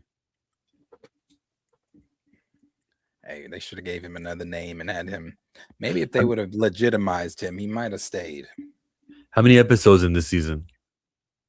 Probably only 8. Almost halfway. Yeah, probably only 8. It sucks having these 8-episode seasons. I like shows that are longer. That's why I like wrestling because it's never an off season. Yeah, I wish that they would go back to longer, but hey, it's what it is. Mm-hmm. Let's do a What, we super getting chat. like 10 episode seasons in the original series. Yeah. Yeah, about but if we this look at- was like back in the day, we'd be getting 23 episodes in a season. I don't think I need 23 either, but 10 or more, I'd like more than 10. If I really like the show. If we don't have to do like big number, I go back to 13 is where I'd go. Okay. Give me 13 episodes in a season. Because how long was Nemesis? 10 episodes, right? Mm-hmm. Yeah, it was good. Lots of stuff. So yeah, if I had 3 more, I'd love that too. And we are getting 3 more next year. Supercell, that was 6 episodes. Will it be 6 episodes next time? I'm hoping it's longer. I'm hoping that series is longer. Yeah. This long of a wait for 6 more episodes is going to feel like a disappointment. Yeah, kind of. Let's do the super chat. Lamp popping, I'm ring, ring, ring. Count money while it ring, ring, ring. Trap jumping, I'm ring, ring, ring. The J the Informant. Check out the Ice Cream Man trailer horror. Ice Cream Man, like the comic book, I'm assuming. That movie is it's being co-produced by Eli Roth and Nas together. Which Nas? Nasir, New What? York. When you Yeah. host your back. He has a production company that he co-founded with Eli Roth. That's who's making that movie. Like Big Nogs X is doing this? No, not Nas X. Nas. Nas Nasir. X. Name the boy Nasir. All the boys call him Nas. You know what though? I don't know who the studio is, so I'm not gonna play the whole That's thing. not that boy's name, is it? Nas X. Who are you talking The about? guy who did Old Town Road. He called himself Lil Yeah. Nas X. So Lil I'm calling Nas. him- I was about to Man's name say- is Monterio. Yeah, that's what it is. He was in the streets naked. I think he's in a psychiatric hospital, or he might be at home. I really don't know. But Oh, he got. Sorry. I thought there was a part missing. That's why I was like Nas X, but there was a Lil Nas. I was like, there's a part missing. I haven't seen this. It looks spooky. Ooh, Oh, it's a horror movie, bro. I Ice saw Cream the Man. trailer for it's like Barney, but they used Buddy. His name is Buddy, and it's like, did you see? Hold on, type that Coming in August 7th. Type that in, Joe. Type what in? Barney? Say go back. No, Buddy trailer, Buddy horror trailer. Johnny said, "Did you see the trailer for Legend of Aang?" Hey, Johnny, I'll do you one better. I saw Legend of Aang. I did see the trailer. I thought the movie it looks all right. I'm confused on where this other random ass airbender coming from, but it looks decent enough to watch. He came from Evolution. He's an Mm. animal. Gotcha. From the producers of Friendship and West.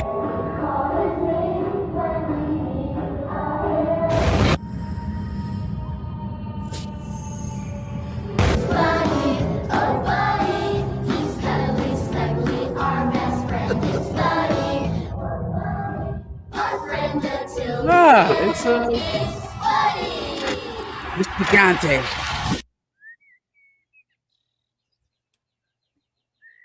I'm a Gigante now. Thank you for clicking on our video, everybody. If you like Yeah, I have no idea what the hell that's about to be.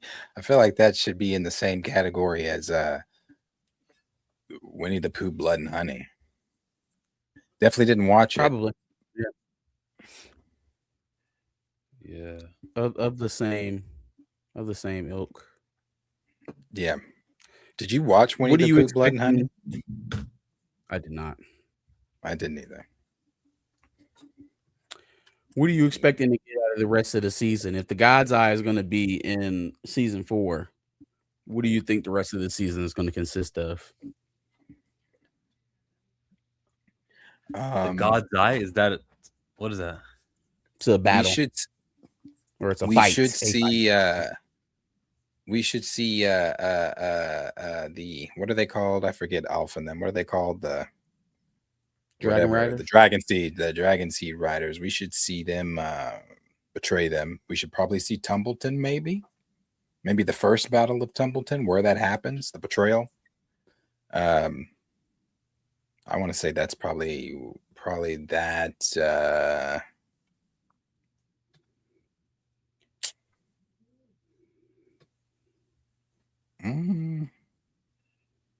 She's sending for Joffrey. Joffrey's about to be back. I don't want to say the Dragon Pit stuff. I want to say that would even be season 4. But maybe season 3. Maybe that's in season 3. I don't know. But maybe those two things. I think we're in for even more of Ryan Condal's adjustments or his personal touches on this season. I don't think we've seen the end of him just yet. The guy who sent over the fake Darren Hightower, Orman. He's very interesting to me. He's obviously pulling the triggers for the person that he wants to ascend the Iron Throne, whoever's backing him. I think what he's going to be doing with Tumbleton, and maybe they don't go the same exact route. I had the idea that he doesn't need Rhaegar. He already has a dragon there. He uses that dragon to burn the people of Tumbleton and blame it on Rhaenyra and say that she came and did it anyways. He waits on her. That's the setup. He's trying to get her to draw her in to do exactly that. She doesn't do it. So he burns the people of Tumbleton and blames Rhaenyra. Because if somebody's winning the hearts and minds of the people right now in the show, it's Rhaenyra because of what she just did to all the wealthy people of King's Landing. So the way to turn that tide back is to show her killing innocents, or at least frame her as to be killing innocents. It's one way.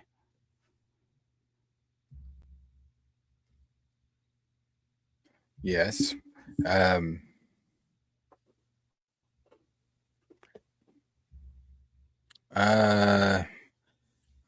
Well, the stuff with Tumbleton, I don't know.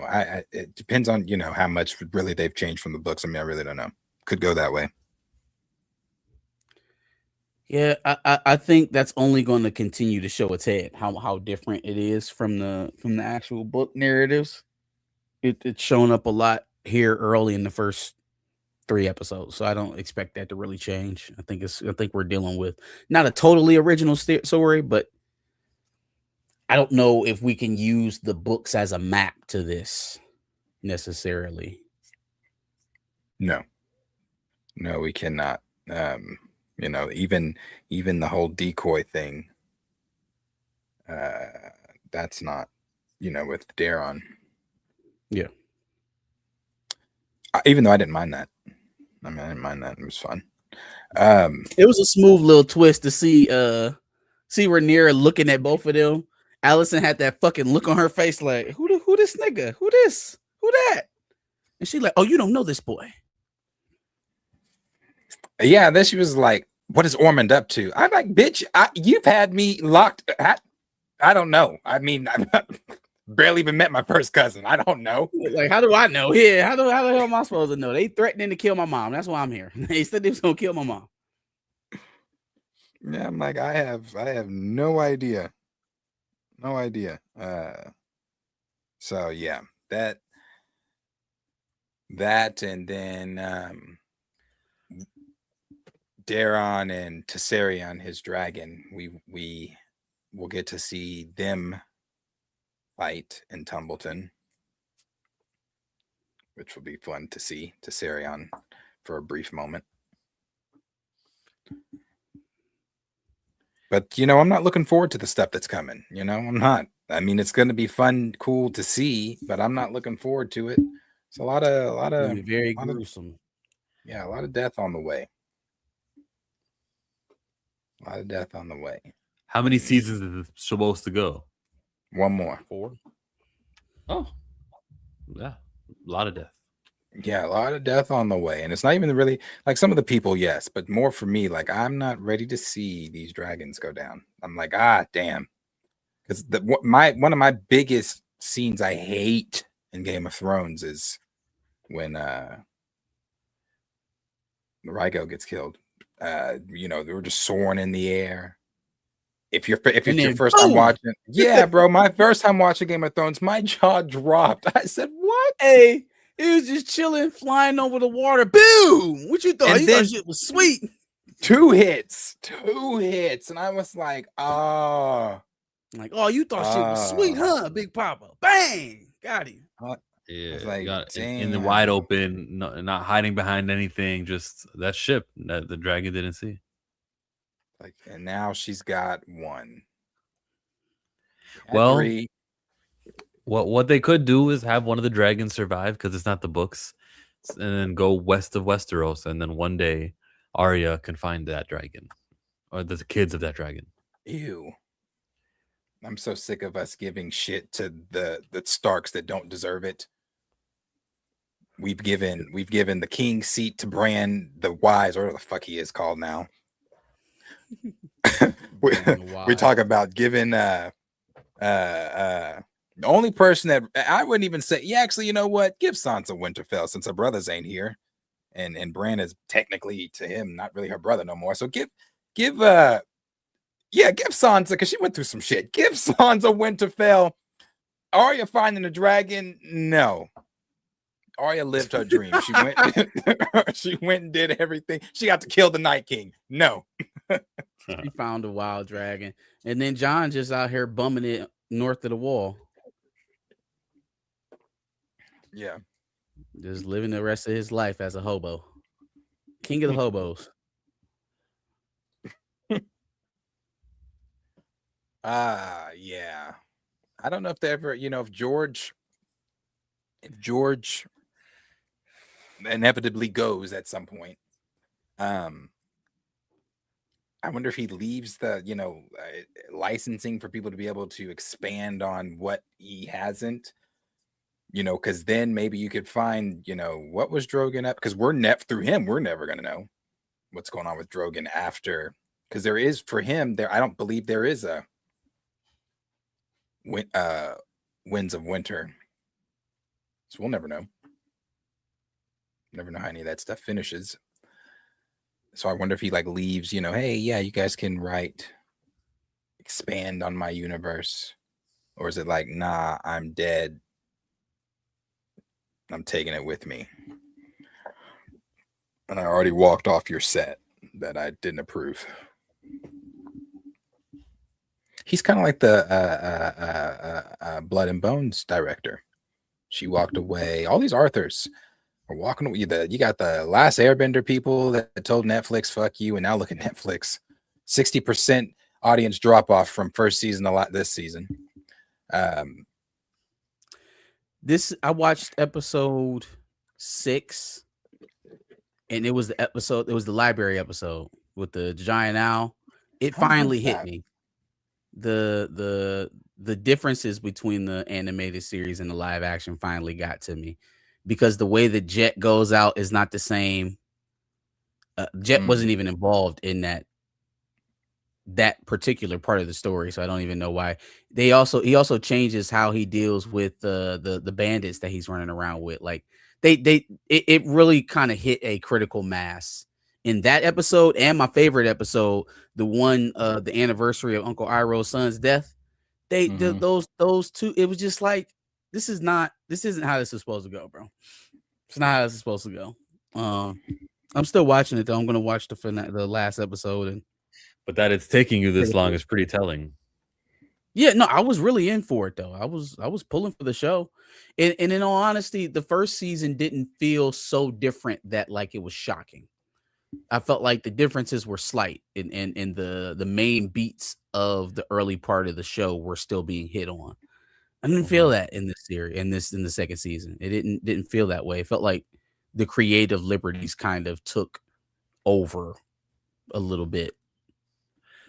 when I watch it, I'm 2 episodes deep. When I watch it, I just go, oh, yeah, it's supposed to be different. That's why that's different. But it was cool to see the fight with the snake monster, the sea snake monster. Yeah, it was like, it's like, wow, this is nice to see, because I remember the M. Night Shyamalan, and I remember like, this is kind of nice to see. Very good quality stuff. And Still why 20 not? times better than that, by the way. Still 20 times better than M. Night Shyamalan. And I don't think we'll ever get that bad again. Yeah, I saw people saying, I don't know, on Twitter, I don't know if people are trying to just be funny, saying that, oh, can we have this conversation comparing those two now? And I was like, hey, listen, it'll never be that. It's never going to be that bad again. Ong, what'd they call him? The fireman. Come on, Ong. That couldn't naturally create their element. And there was supposed to be sequels.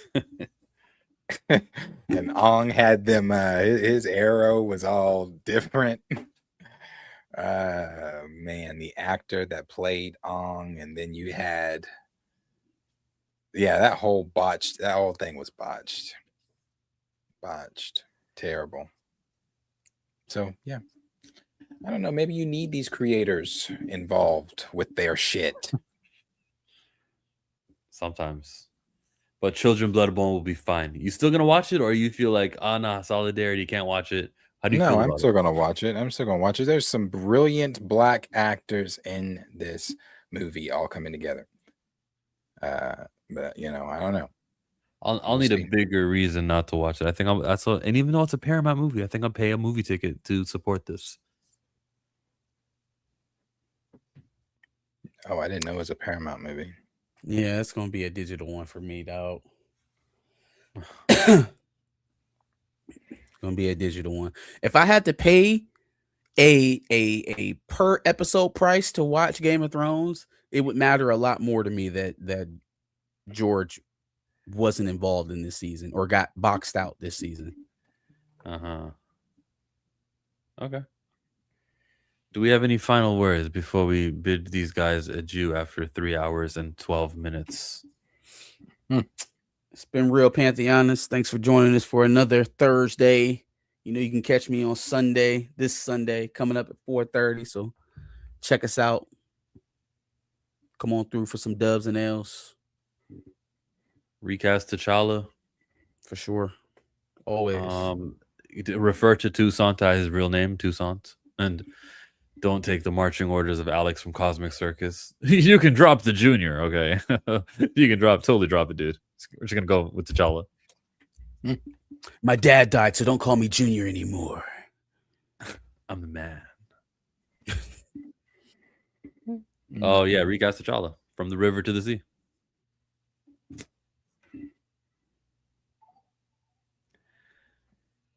I think we just got a super. Whoa.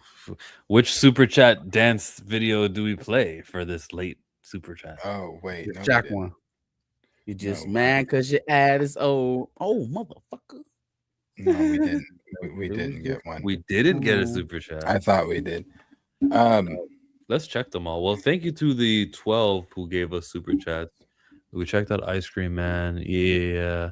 Evil Dead Burn. We touched them all. I'm gonna try. I don't know if I will be. I know I wasn't this week at all live. I'm in the middle of remodeling my home. Well, not my home, my kitchen myself, because I'm very cheap, and what people are asking for a remodel is not my bingo card.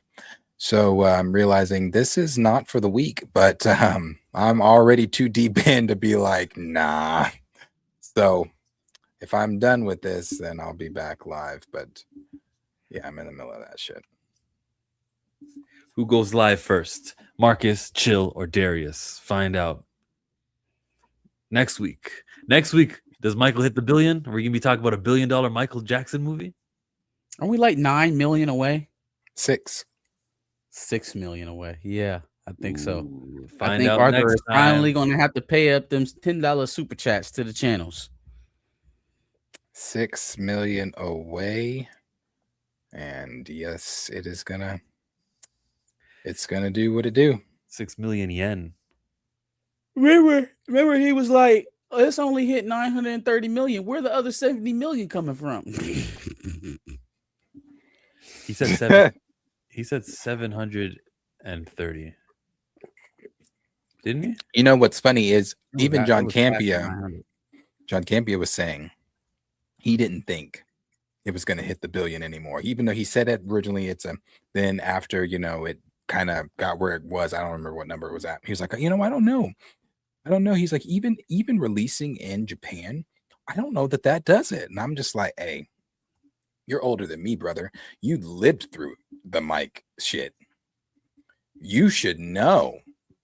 But hey, I guess He also thought that Supergirl was going to be a smash, so give him a break. Did Hard he time. now? Yeah.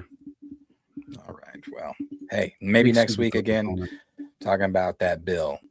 Arthur, if you are present, anyone else that doubted, come with your speeches prepared, not for me, but for Michael. You owe him an apology. You talking to me? Come to anyone that doubted. I'm not saying names right now because we're not at a billion. I'm just saying to anyone that doubted, come with your speeches to Michael because you owe him an apology. Chill, you on that side. Lawrence has always been like that. Lawrence from the beginning, every time I said, "Oh no, look, this is the thing."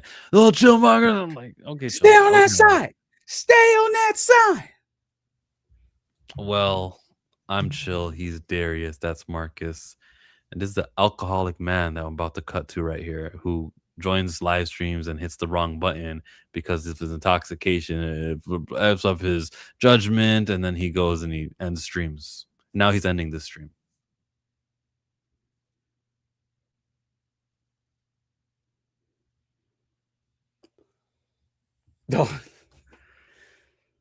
Damn, I thought you were gonna end that. I put this whole thing in my mouth, and that was Hey. like a big ass nacho.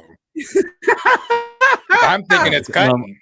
So Marcus Oh, usually says, shit. "To the You gotta Josh," remind and I us thought that he'd you say can't it. do it. We're You just gotta- not. Hey, I've been watching y'all every single time on Thursday and Friday because I swear to God, y'all switch up every now and then. But rock out. I'm fucking with it. I'm out. Thank you, Josh. Appreciate it.